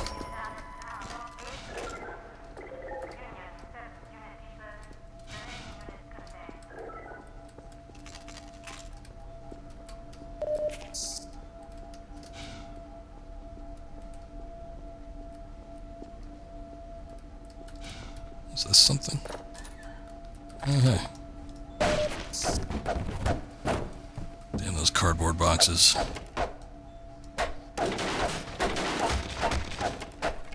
To hell with him.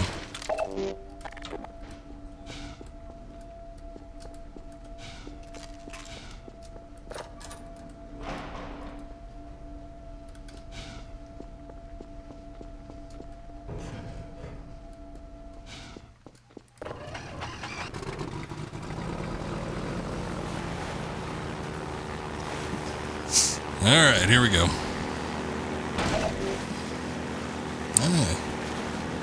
Little energy pack in there.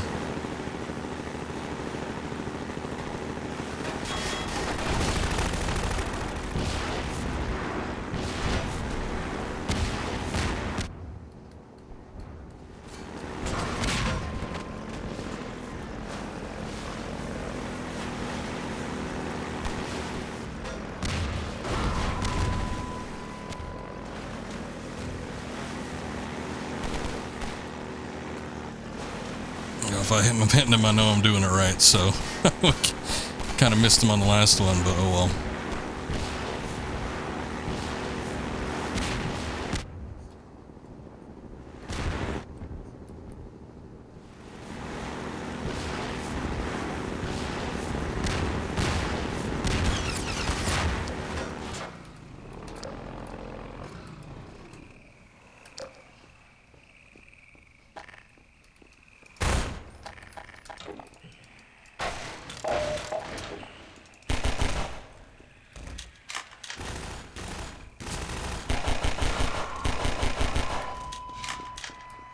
Can't fit through these bars, can I?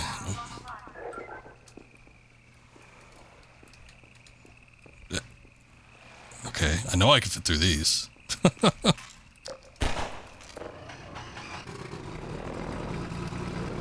Alright, let's see what was going on at that wall of fire there.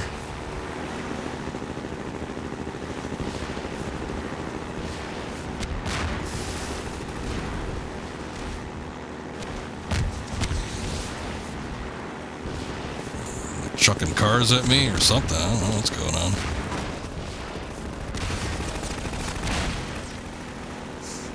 Sorry, I don't obey the rules of the road.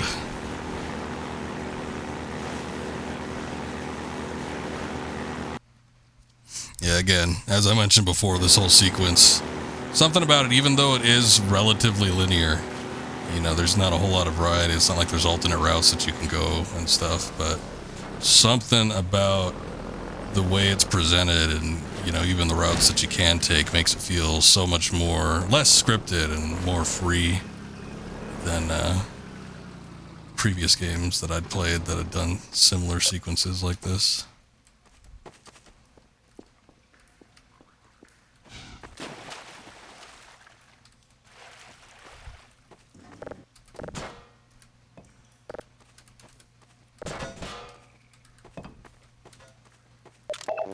I'll take that, thank you.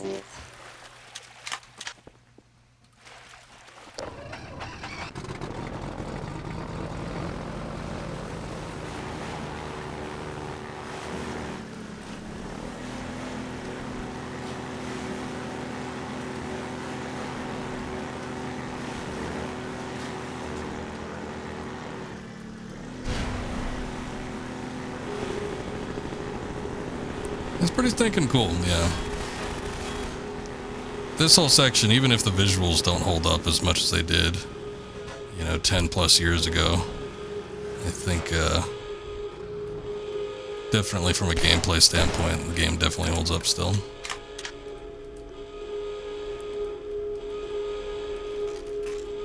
Ooh, the Magnum. I love to reload during a battle. I love the smell of cordite. You know, that sulfury smell.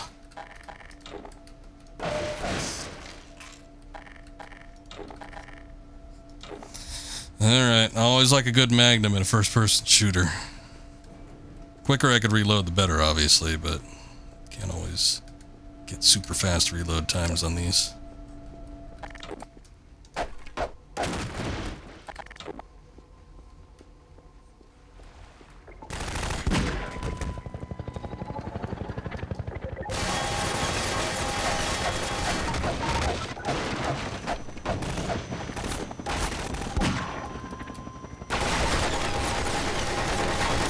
Shit.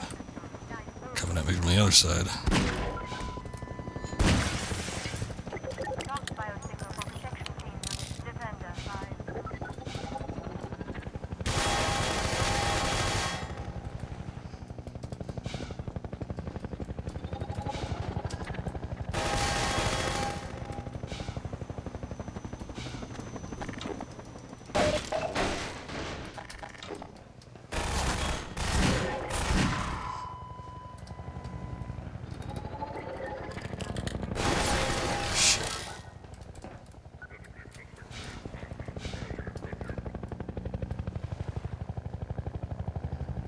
Good stereo. Can kind of tell where it's coming from.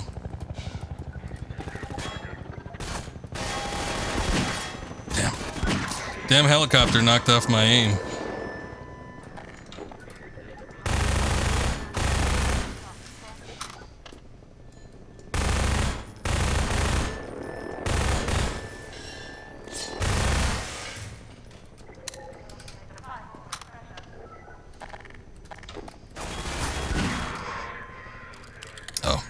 I actually did get to reload last time. Wasn't sure if I did.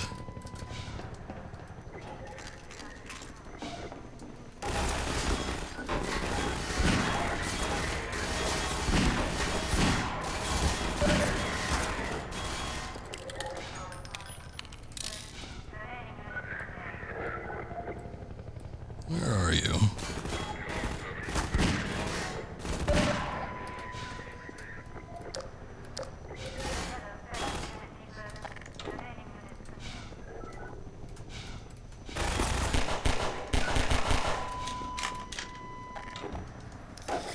Wrist kind of locked up there for a second.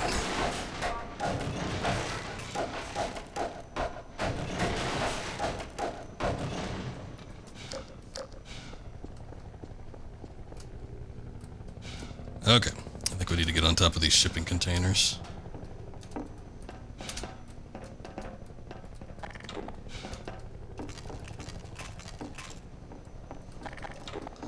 I'll just switch to the submachine gun for right now.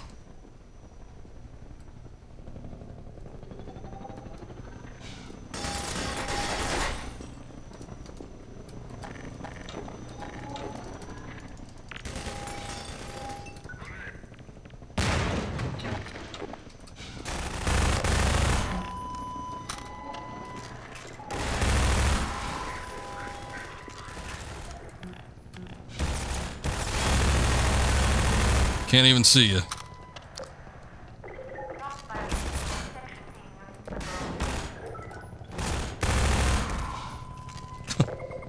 Okay. I don't know why holding up the barrel stops them from shooting.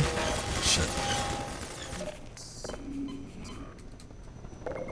Like, if you hold it up and they legitimately don't know that you're there, I guess that's one thing, but like, the fact that they just don't shoot, they're like, it'd just be a waste.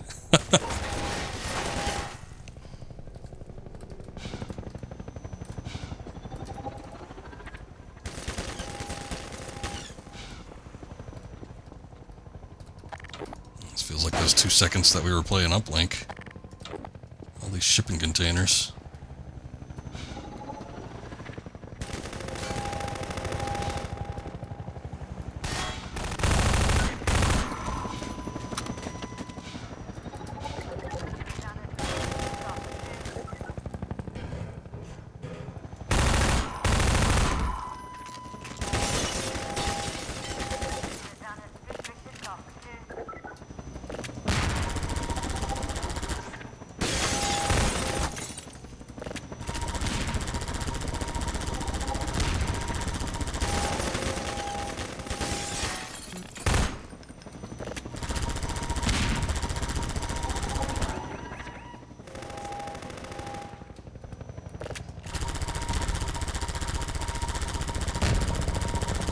Suck it.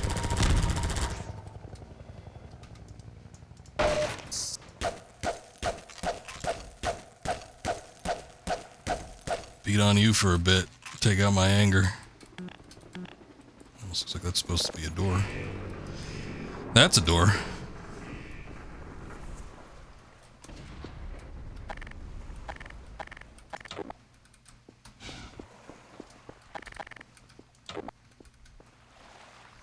Okay, so...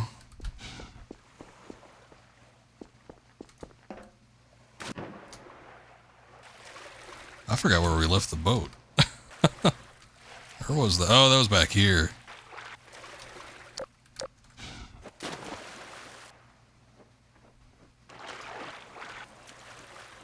It's been a minute.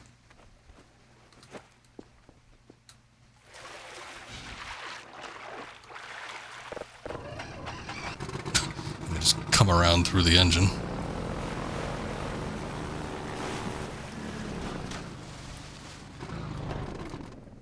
This looks suspicious. Maybe not that suspicious. Damn. Well, I mean, a shipwreck would be the perfect spot for, you know, some treasure shenanigans, but I guess not in this particular instance.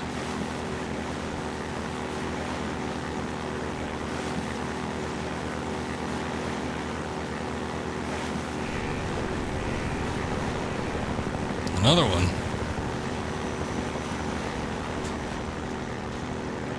Oh. Airboat taking flight.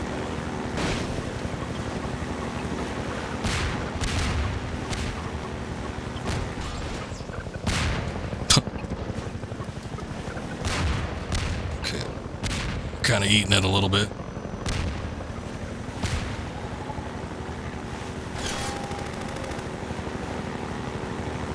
I'd like to see you follow me through here. Shit. Okay, I don't actually think he's flying through here, but he was at least shooting through. Now tell me he's going to drop in from the opposite end of the tunnel here. Okay, he did not. He's close by.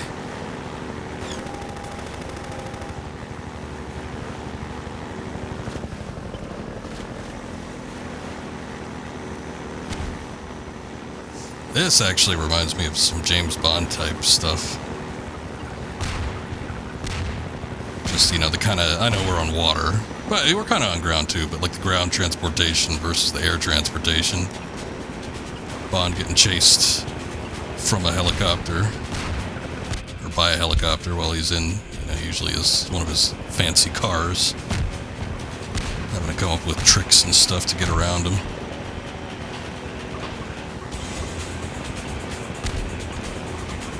Probably why I ended up liking this segment so much. Normally I'm not huge into vehicle segments. I gotta say, vehicle segments in first-person shooters, when done right, can be extremely exhilarating, though.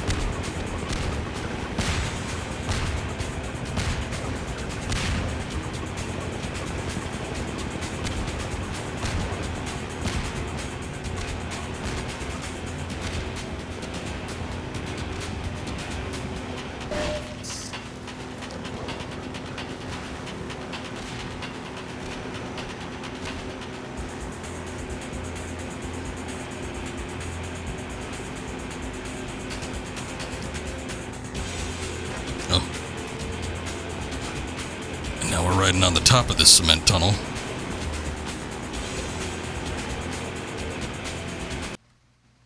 Oh, damn. Boy, the loading screen really hurts the kinetic feeling of the music in the event. Wish they kind of work that out to sort of phase out a little better.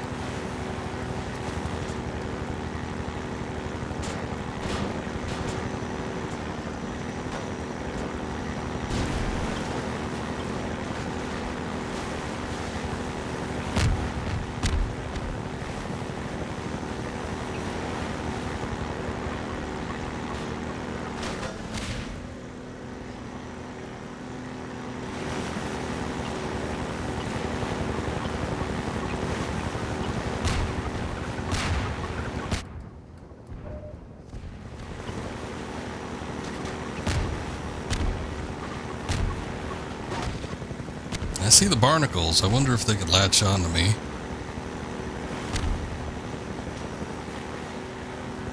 You know, while riding through here, anyway. They probably could, otherwise what's the point of even putting them in there? But you'd think, like, the momentum that you have... Shit. Would, anyway, like, rip their stupid little tongues off.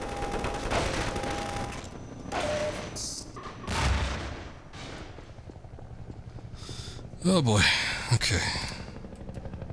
No, I hit F5.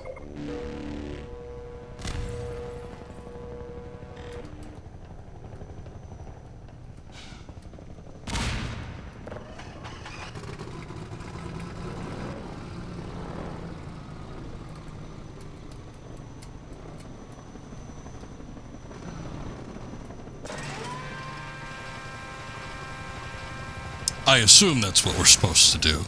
I can't say for sure. Actually, well, how the hell am I supposed to...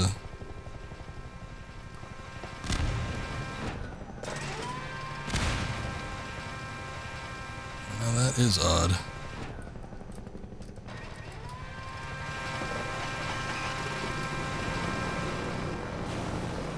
Yeah, I guess I could just do that. Know what the purpose of that was.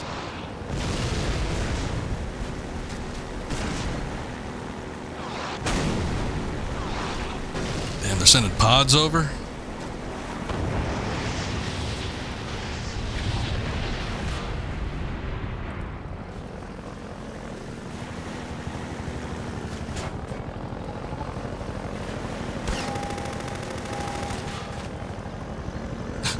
Sure if I could ramp up off of that. I guess it looked smooth enough.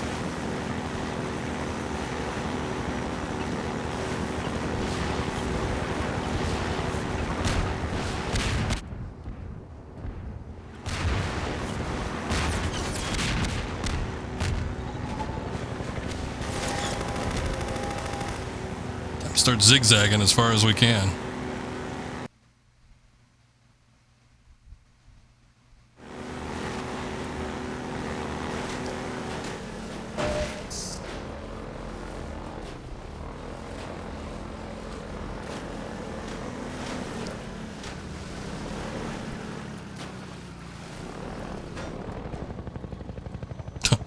Hopped up a little bit. Alright, hold on.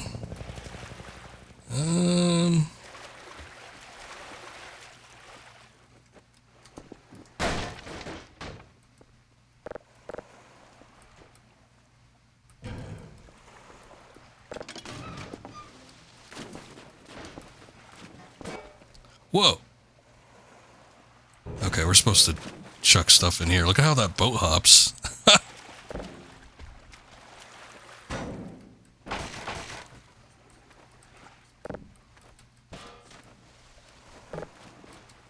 Put the chair in there. Let's get the tire.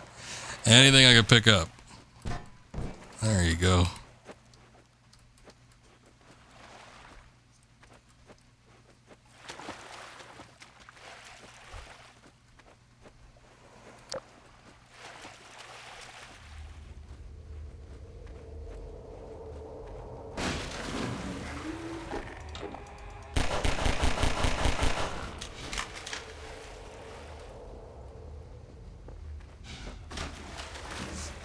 I guess there's nothing out here. It might be enough, I don't know.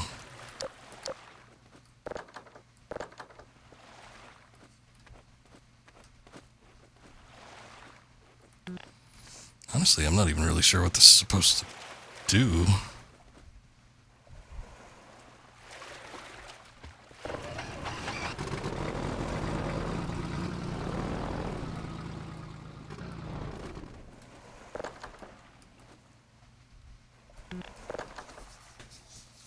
Can't move that. And I jumped in here. Okay, yeah, it creates a ramp.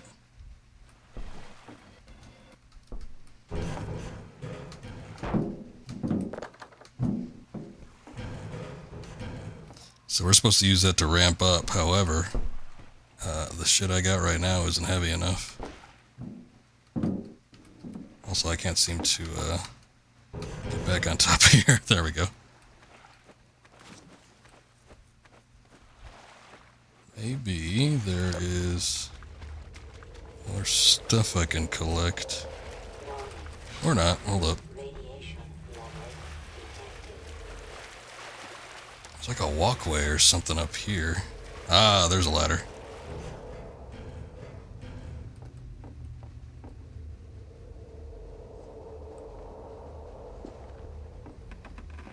I feel like in the original Half-Life that would have done me some pretty heavy damage. I think a washing machine should be heavy enough. It's like an old school washing machine too. I used to have one of those. My grandparents used to have one of those. I think it was from like the late 70s or early 80s. We had it through the 90s. Didn't get rid of that thing forever.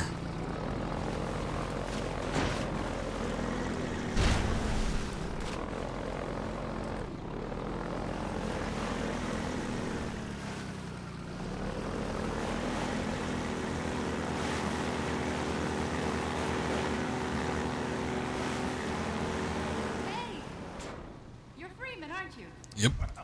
I wouldn't believe it if I couldn't see with my own eyes. Dr. Gordon Freeman himself. That's me. The cart pusher. You're just in time, Doc. We gotta move out before the Combine picks us up. We're just getting ready to pull out. We better hurry. Tear down this camp and get out of here. Greetings to the Freeman. Greetings to the Vortigaunt. Let me open up these supply crates real quick and then we'll talk.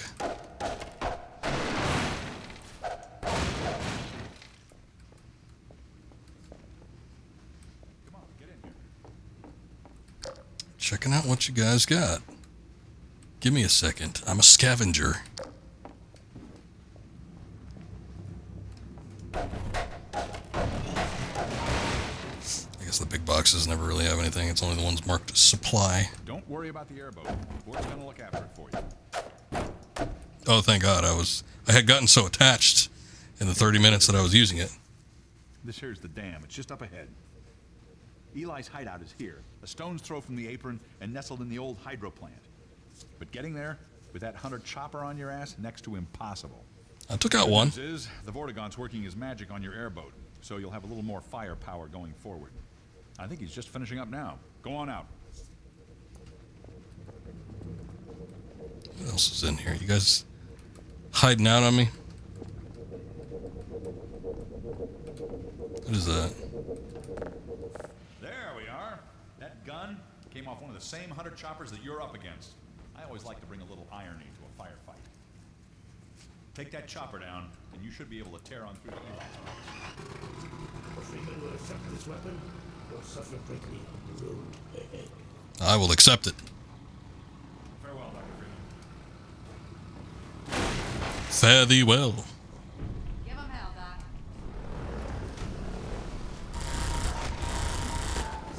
Alright. It's the same as the turrets that we used to actually take down the other one. Wasn't expecting this, were you? I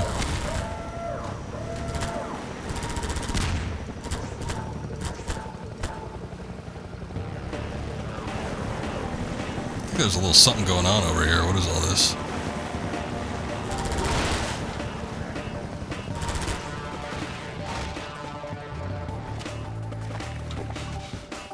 I think we scared off the chopper for now.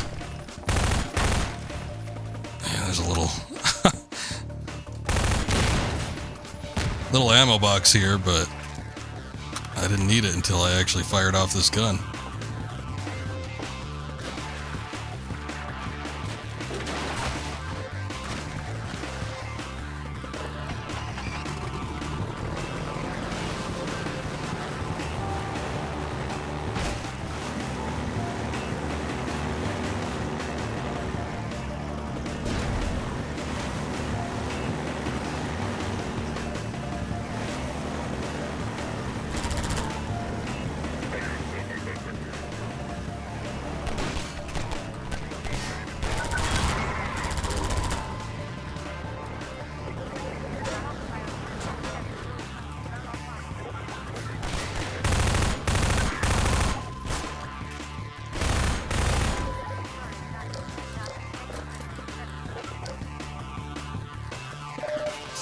Bunch of loot. I like it.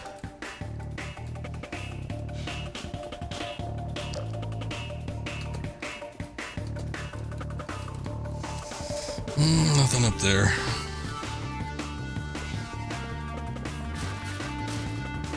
Oh, we gotta ride the big ass lip snack.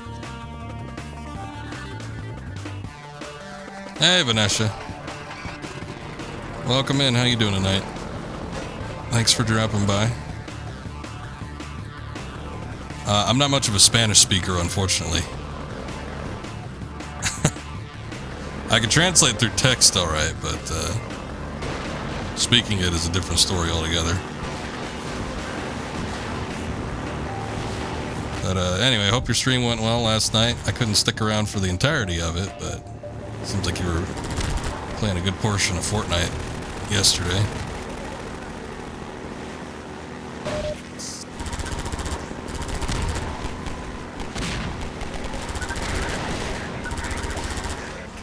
Well, thank you. I appreciate you for dropping by.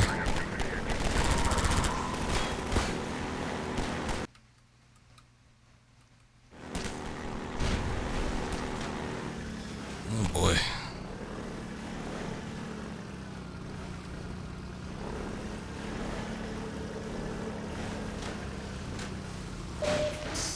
Alright. Do a little quick save there.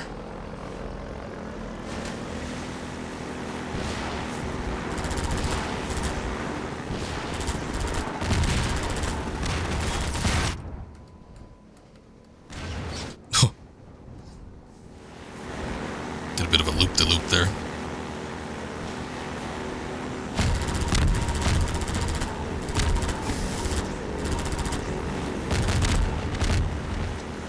Now they're sending off, like, I don't know what that was. Harrier? Some kind of drop ship? Hey, there was G-Man.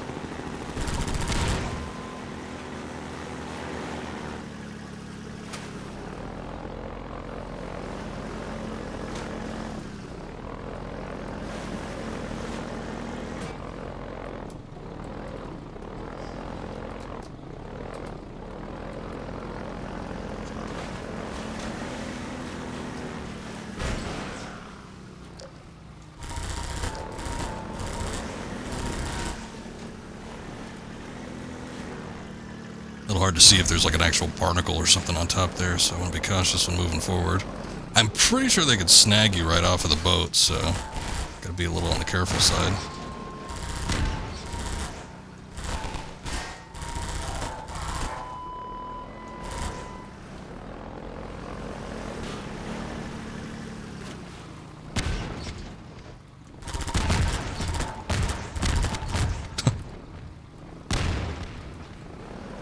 See, they're sending in a bunch of barrels after me. You gotta make sure they explode before I actually cross up here.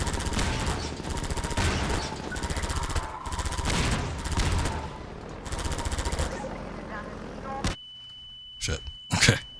That one got me.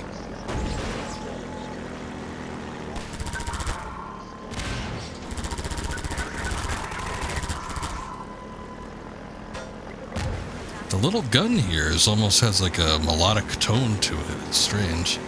I thought that was part of the music that was going on when the soundtrack was playing, but that's since died out and I hear it when I shoot the actual thing.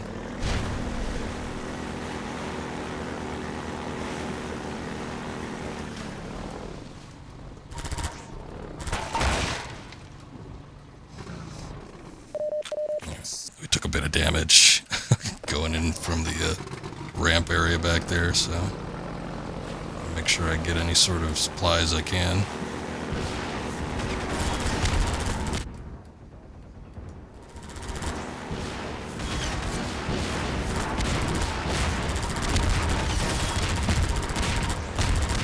I don't know if I can effectively kill that. I see there's a ramp situation going on over here. I don't know how to get to that though.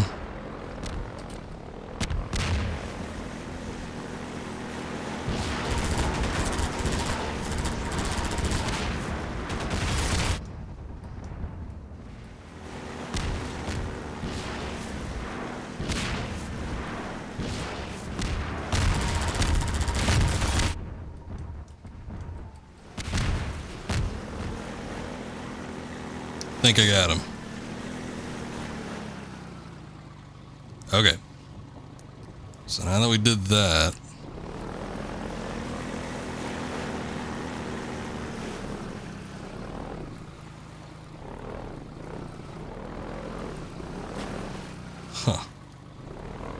see this, there's a little ramp there, so I'm assuming that we need to make the boat go off of it.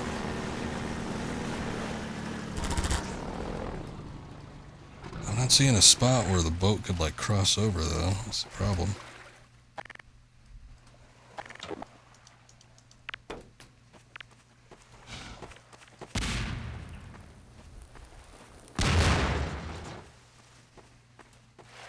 I think I might have found it.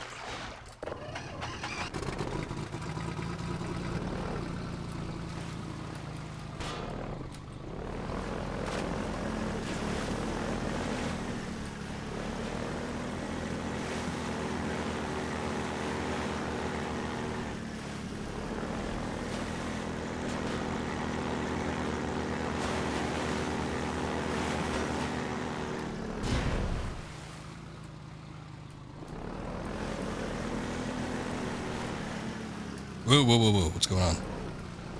Started veering off into the wrong direction.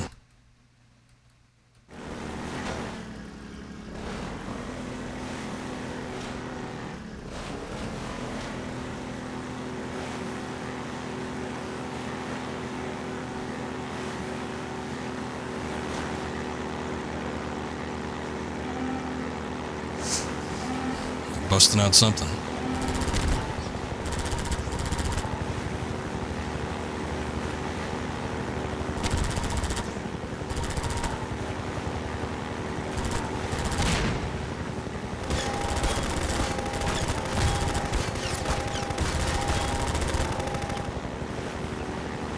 I sure hope there's crates on the ground.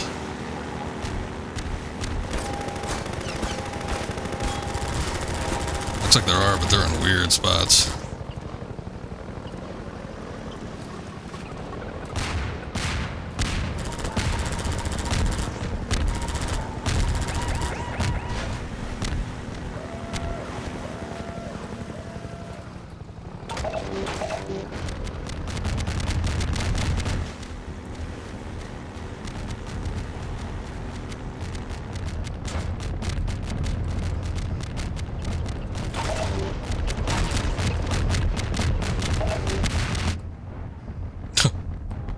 Got hit with a little bit of that. I don't even know which way the boat's facing.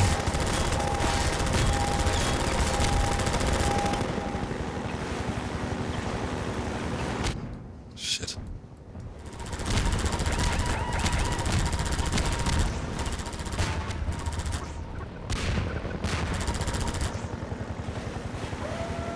Son of a bitch still going, huh?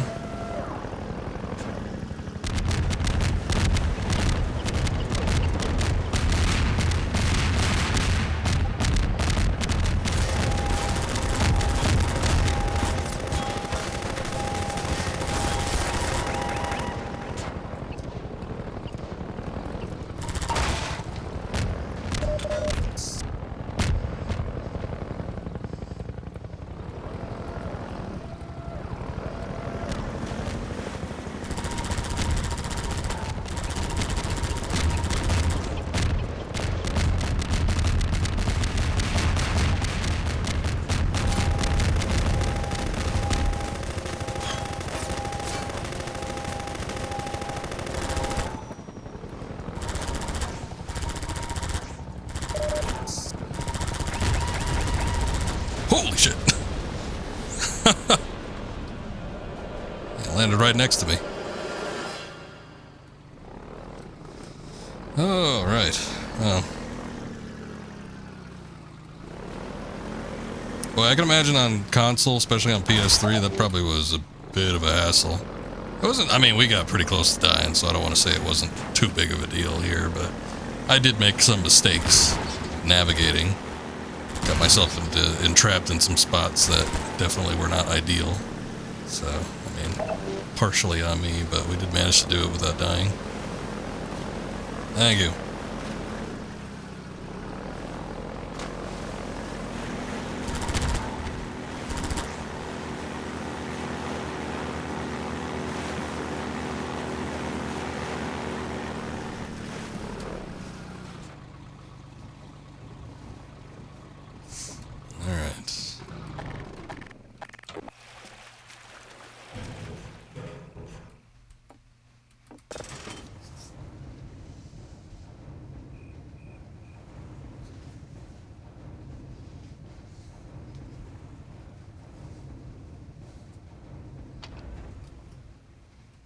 Sounds like it locks in place, so that's good.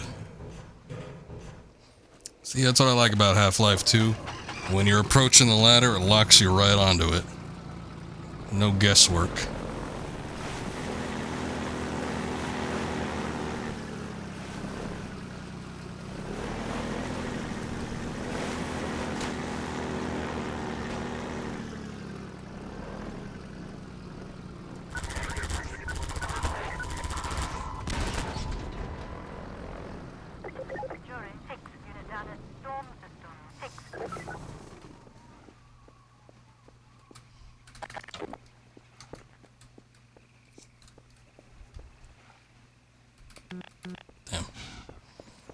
Like if I could carry that box, I could just jump on top of it.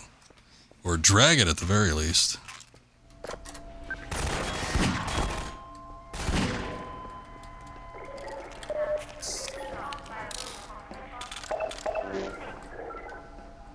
Cool. We are locked and loaded. Anything I could do anything with here? Can I destroy it? So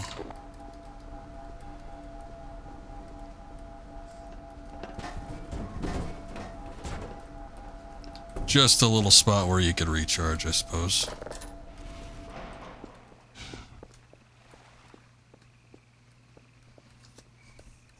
Ah, helipad. Okay. That's why we were fighting it over here. Yeah, sure.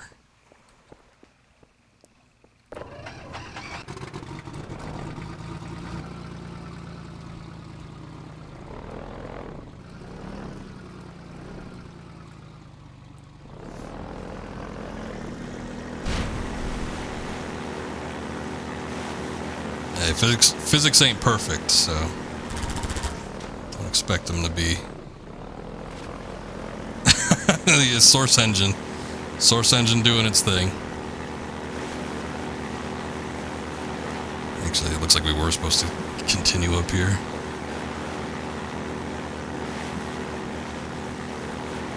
I don't know if I could go by boat, though. I definitely can't go if I go like that.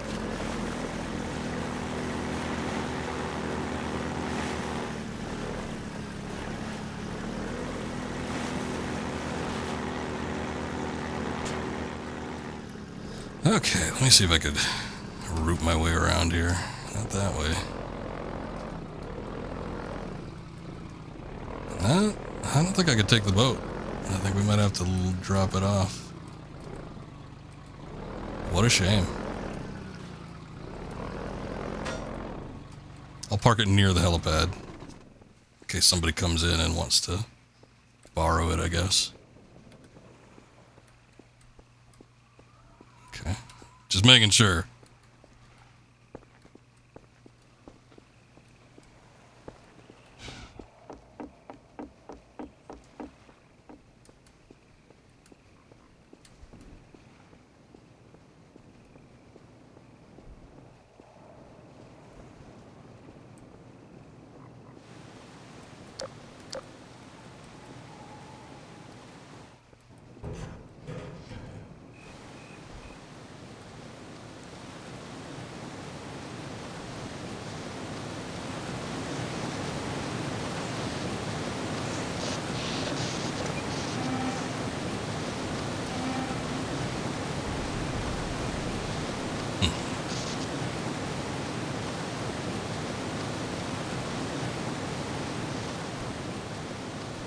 I can't get a good look at it. I'm assuming something opened.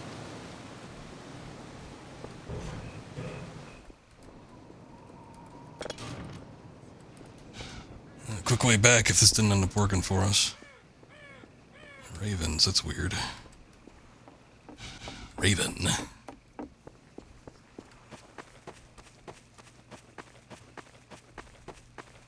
No, I guess I could have wrapped around back here.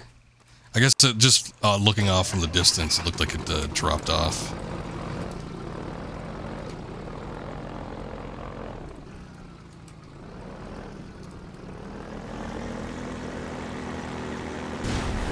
Oof. I see. Okay. Another ramp. Boy, they love these ramps.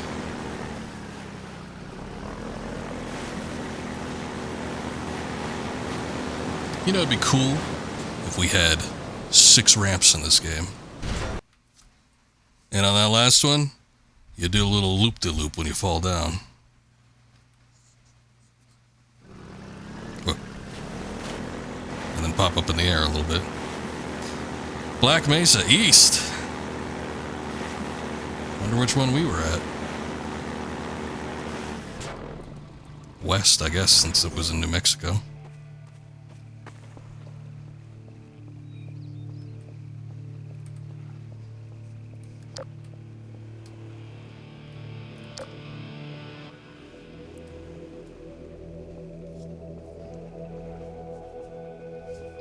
You never know. It could be Black Mesa South.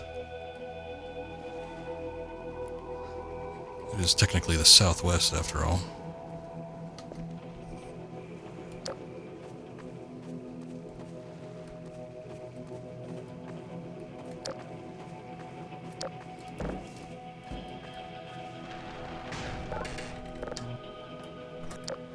We've got something.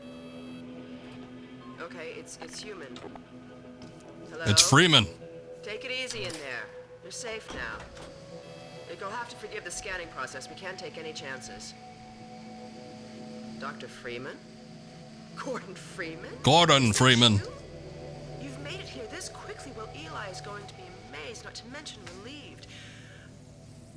I'm Dr. Mossman, Dr. Judith Mossman. I've been hearing about you since long before the Black Mesa incident. Oh, Black Mesa.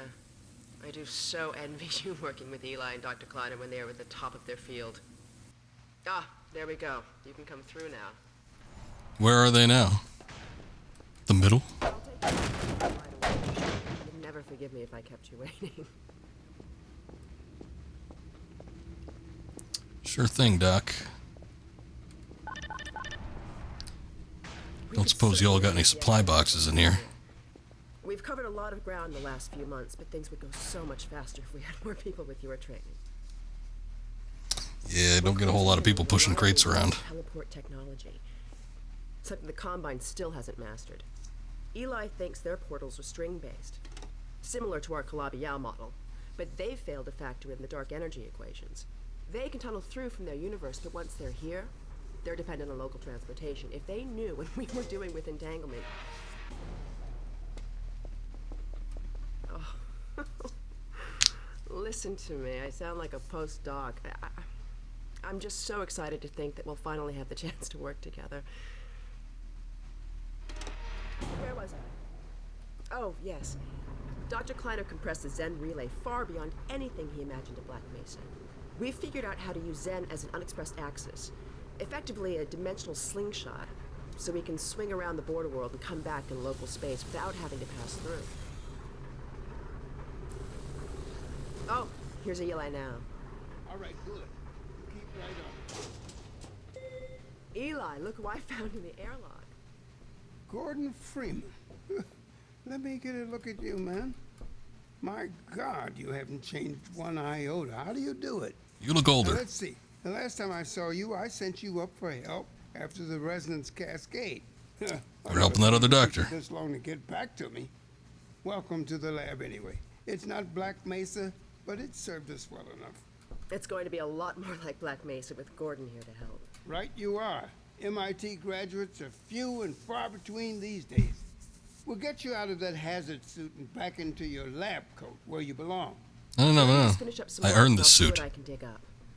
Dr. Freeman, it's been a real honor. I'm looking forward to working together. Feel free to look around. I'm looking at this. What the hell is that? Potato? We've almost got that portal working again. But I wouldn't blame you if you didn't volunteer for the next trial run. Is he dead now? That's a shame. He sounds old here, so... I mean, this is again back in like 2004 or whatever. Probably recorded in 2003. Sounds like he's 80. But that's a shame. I always loved Eli, though. He was like my favorite character, like offhand. You remember Fauzian, don't you? No. That picture and Alex were all I managed to carry out of Black Mesa. Didn't happen to get my picture, did you? Had a baby in the locker. Don't know whose it was. Could have been mine. Oh, Gordon. The Vortigaunt said you were here. I can't believe you made it so quickly on foot. I believe he broke your record, honey. Well, he earned it. I guess you proved you can handle yourself out there. There's nothing Gordon can't handle, with the possible exception of you. Dad, please. There is something to be said about the voice acting in this game, especially as early as it is. I mean, a lot of people look at some... I mean, you think about the early days of voice acting in video games, and it's like... I think back to, like, Castlevania's Symphony of the Night, where it was pretty much fully voice acted, and how corny that was. A lot of people look back to stuff like Metal Gear Solid, obviously, which had pretty decent voice acting. I mean, it had some solid talents behind it, no pun intended. But still, it came across very fictional. There's something to be said about the voice acting with a lot of the characters here in Half-Life 2. Just the little mannerisms, you know, Eli doing the and there was a part where Dr. What's-Her-Face that was leading us down here, where she's like kind of chuckling to herself. It brings a sort of life, you know, that isn't present when it's just somebody reading lines in a booth. I don't know if that has more to do with the voice actors that they chose or the voice director, but Take a look at this. a lot of charm with the characters, which is why I felt that they were so important here, and I was shocked to see that there basically was no characters in the first game, comparatively. Ah, yes. Rock. That's probably the one I pushed.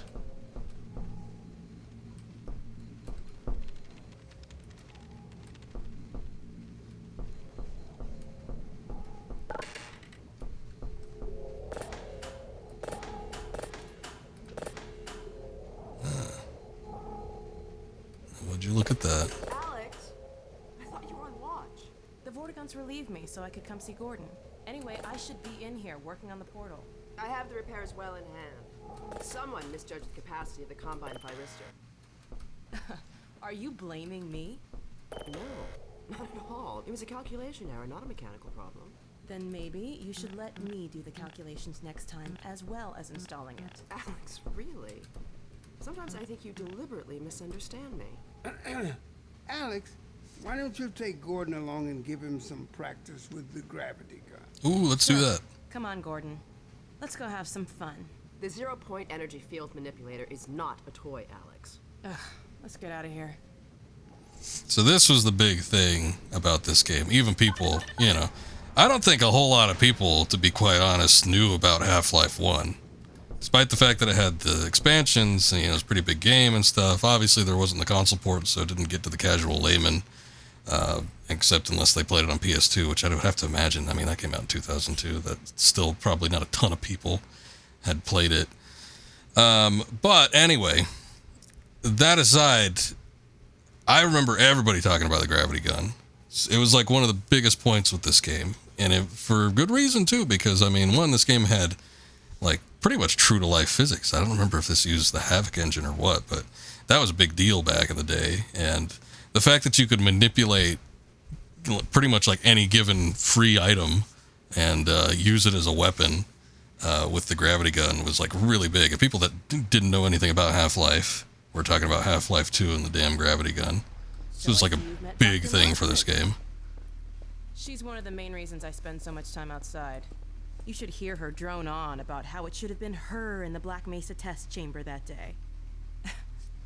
I'm sorry, I shouldn't be talking behind her back. It just gets a bit claustrophobic down here. That's the old passage to Ravenholm. We don't go there. Anymore. Yeah.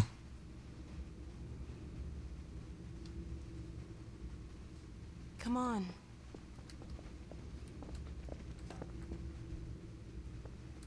I'm coming.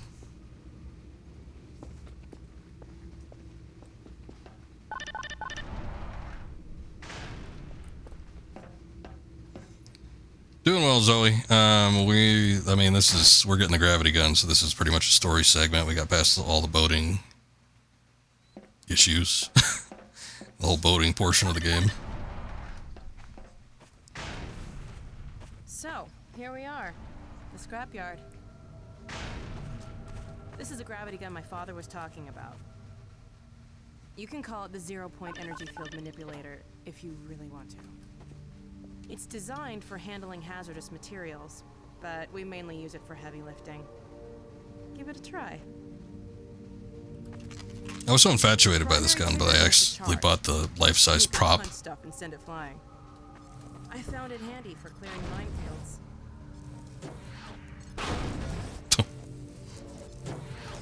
I've got like no room in my house for it. I put it on top of a bookshelf where I keep some movies and stuff, but like it's really, really big. It should be a 1:1 scale. Looking at the size, comparing it to Alex, I think it probably is, but I don't know. It seems massive. You can also pull stuff over from a distance. Yeah, Zoe, basic gameplay functions I think I got in the bag. It's not really something I struggle with a lot of games.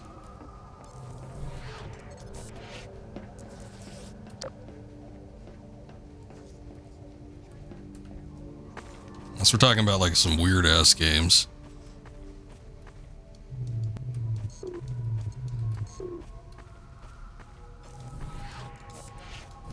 There's some stuff in Killer 7, for instance. I think I had to, it was mostly like menu navigation, but some things I kind of had to get used to. Dog?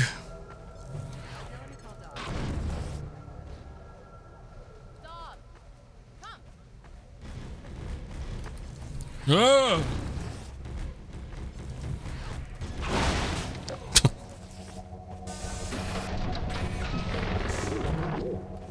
Good doggy. Gordon, this is Dog. My dad built him to protect me when I was a kid. First model was about yay high. I've been adding to him ever since. Haven't I, boy? Okay, Dog, let's play catch with Gordon. You'll need to use the gravity gun. Go ahead, Dog. Throw. Oh, he's gonna throw something at me. Sure, take a load off. Have a seat.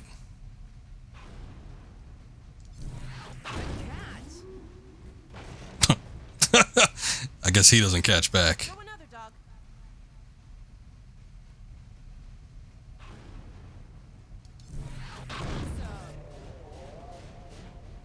Another one, Dog. I'm a moving target on this one. Oh. Go ahead, Dog. Throw. I think he overcompensated. I definitely wasn't over there.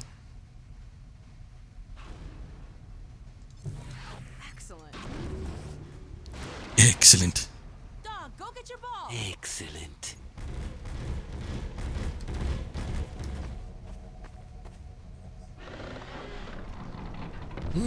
I tried to pick up that up earlier. Whoa. Oh, that. I thought he was going to try to throw the boulder at me. I'm like, maybe that's not such a good idea.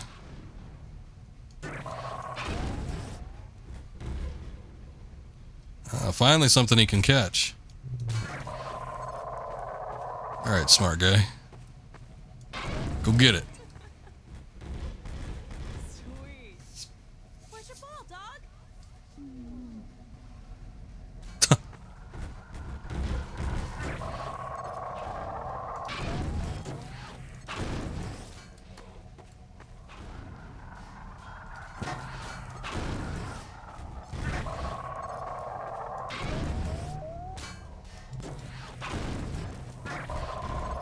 When I told you Dog liked to play fetch, I didn't tell you who would fetch him.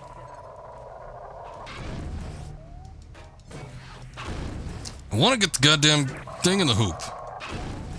You're not letting me, though. Keeps throwing the cylinder at me, and I'm like, ah, shit, I gotta catch that.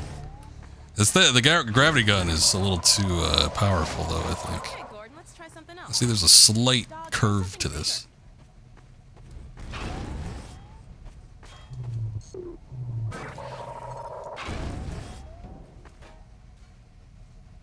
No, dog.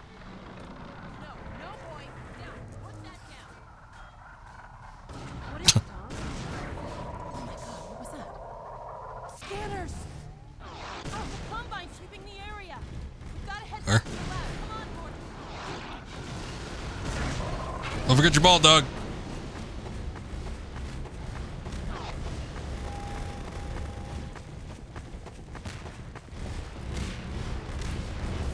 Guess I'll get that. Oh. Whoa! How'd you get in here? Do you read? Alex! What's going on in there? Where are you, Alex? We're in the scrapyard airlock, stuck in a full auto cycle. Is Gordon still with you? He's right here. Good. I want you to Dad? take Gordon out of here. Head for the coast. Do not go through rape. Dad? Don't go through what? Rave what? Dog, open the airlock. Get us out of here. I think we should go through Ravenholm. It's probably what he wanted. Hurry, now! Tear it apart if you have to. Just get it open. Maybe my gravity gun can help. Okay, no. Come on, Gordon. I can't fit. Okay.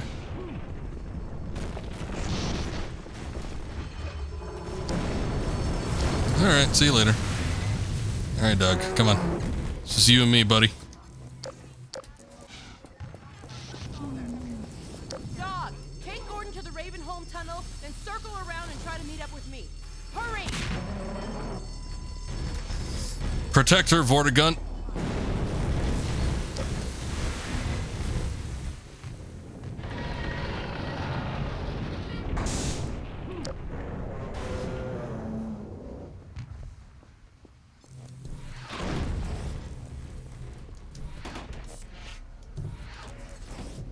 Oh, let go.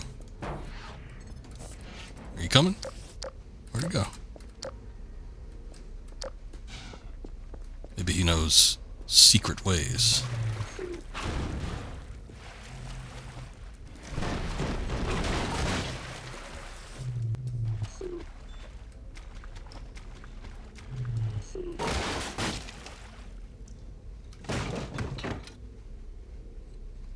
Okay.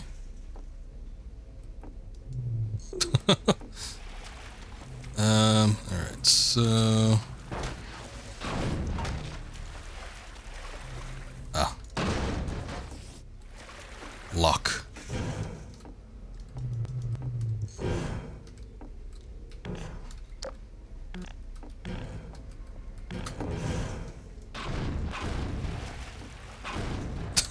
Oh shit. It was like a little bit too much and then it closed itself again. There we go. It's the hardest puzzle in the game so far.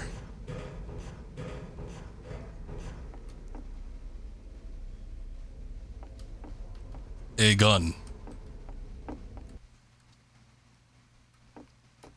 Whoa. We don't go to Ravenholm.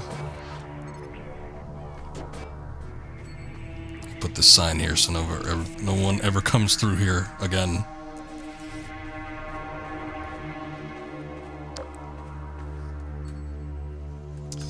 Let's see. We haven't made a hard save, have we? Are those pants? Bet your ass they are.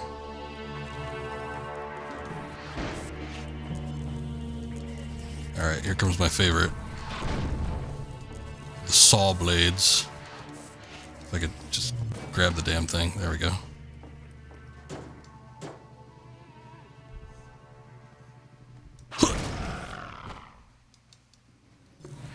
But the head crabs still present. Alright. Well, with all the saw blades present and everything, you can tell why this was a favorite gun and mechanic for a lot of people. You know, unlike, say, the B gun or the electricity gun or whatever from the original Half-Life, which had unlimited ammo. This potentially has unlimited ammo. I mean, you can even just use the gravity gun to repel enemies back. I think it does, in fact, kill, like, head crabs and the like. But, damn. No, it's not dead. However, this is so much more useful than just a gun that has shitty power and infinite ammo. So, you know, not that I was expecting anything, you know, the likes of this from the original Half-Life game, a game from the 90s, but still, a lot more satisfying in terms of guns that don't need any sort of, like, energy or limited ammunition. Explosive barrels explode on impact.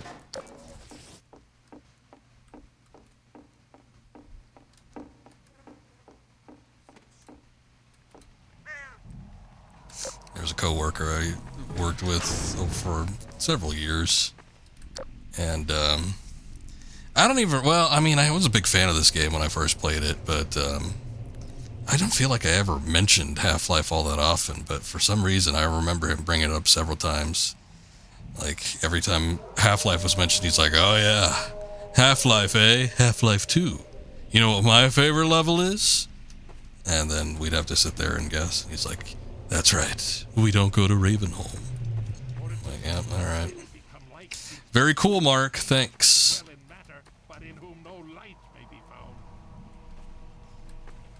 Every time. Anytime Half-Life was brought up. And I don't know why it was getting brought up so much, because he kept saying it. I think maybe he was bringing it up. But he wanted to talk about how cool we don't go to Ravenholm was. Alright. Catch me if you can.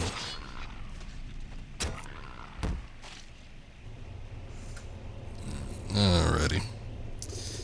I'm not going to do this section just right now. I'm actually, well, I don't know. Uplink was a bust, unfortunately. I really wish it wasn't, but still, we've gotten a decent stream, I think, to start off with. We got through, you know, the introductions, boating segment, we got the gravity gun, and we're stopping at a very fine level. This is obviously something, you know, going back to Mark, something that a lot of people remember. But I think this is where we'll pick up next time.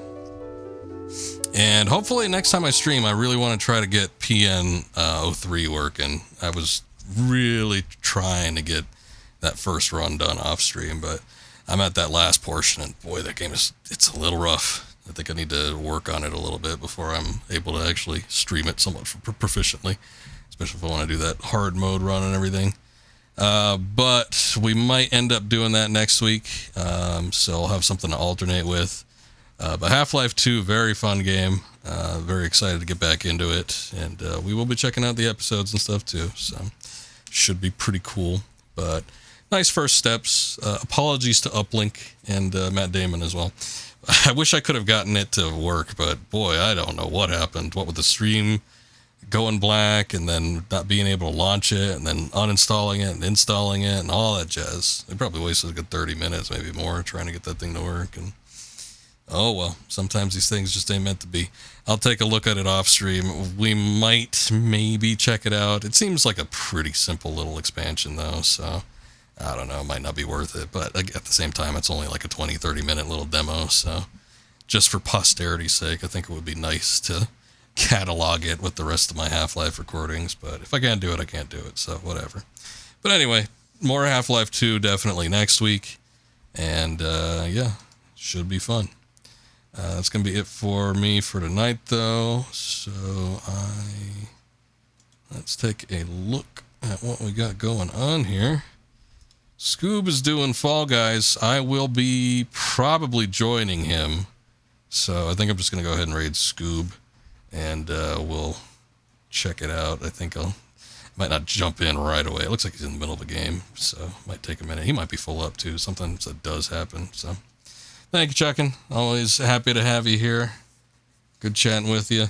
You have a good night and or day as well, and hopefully we'll see you on the next one, but until then, you guys take care. Have a good night. Laters.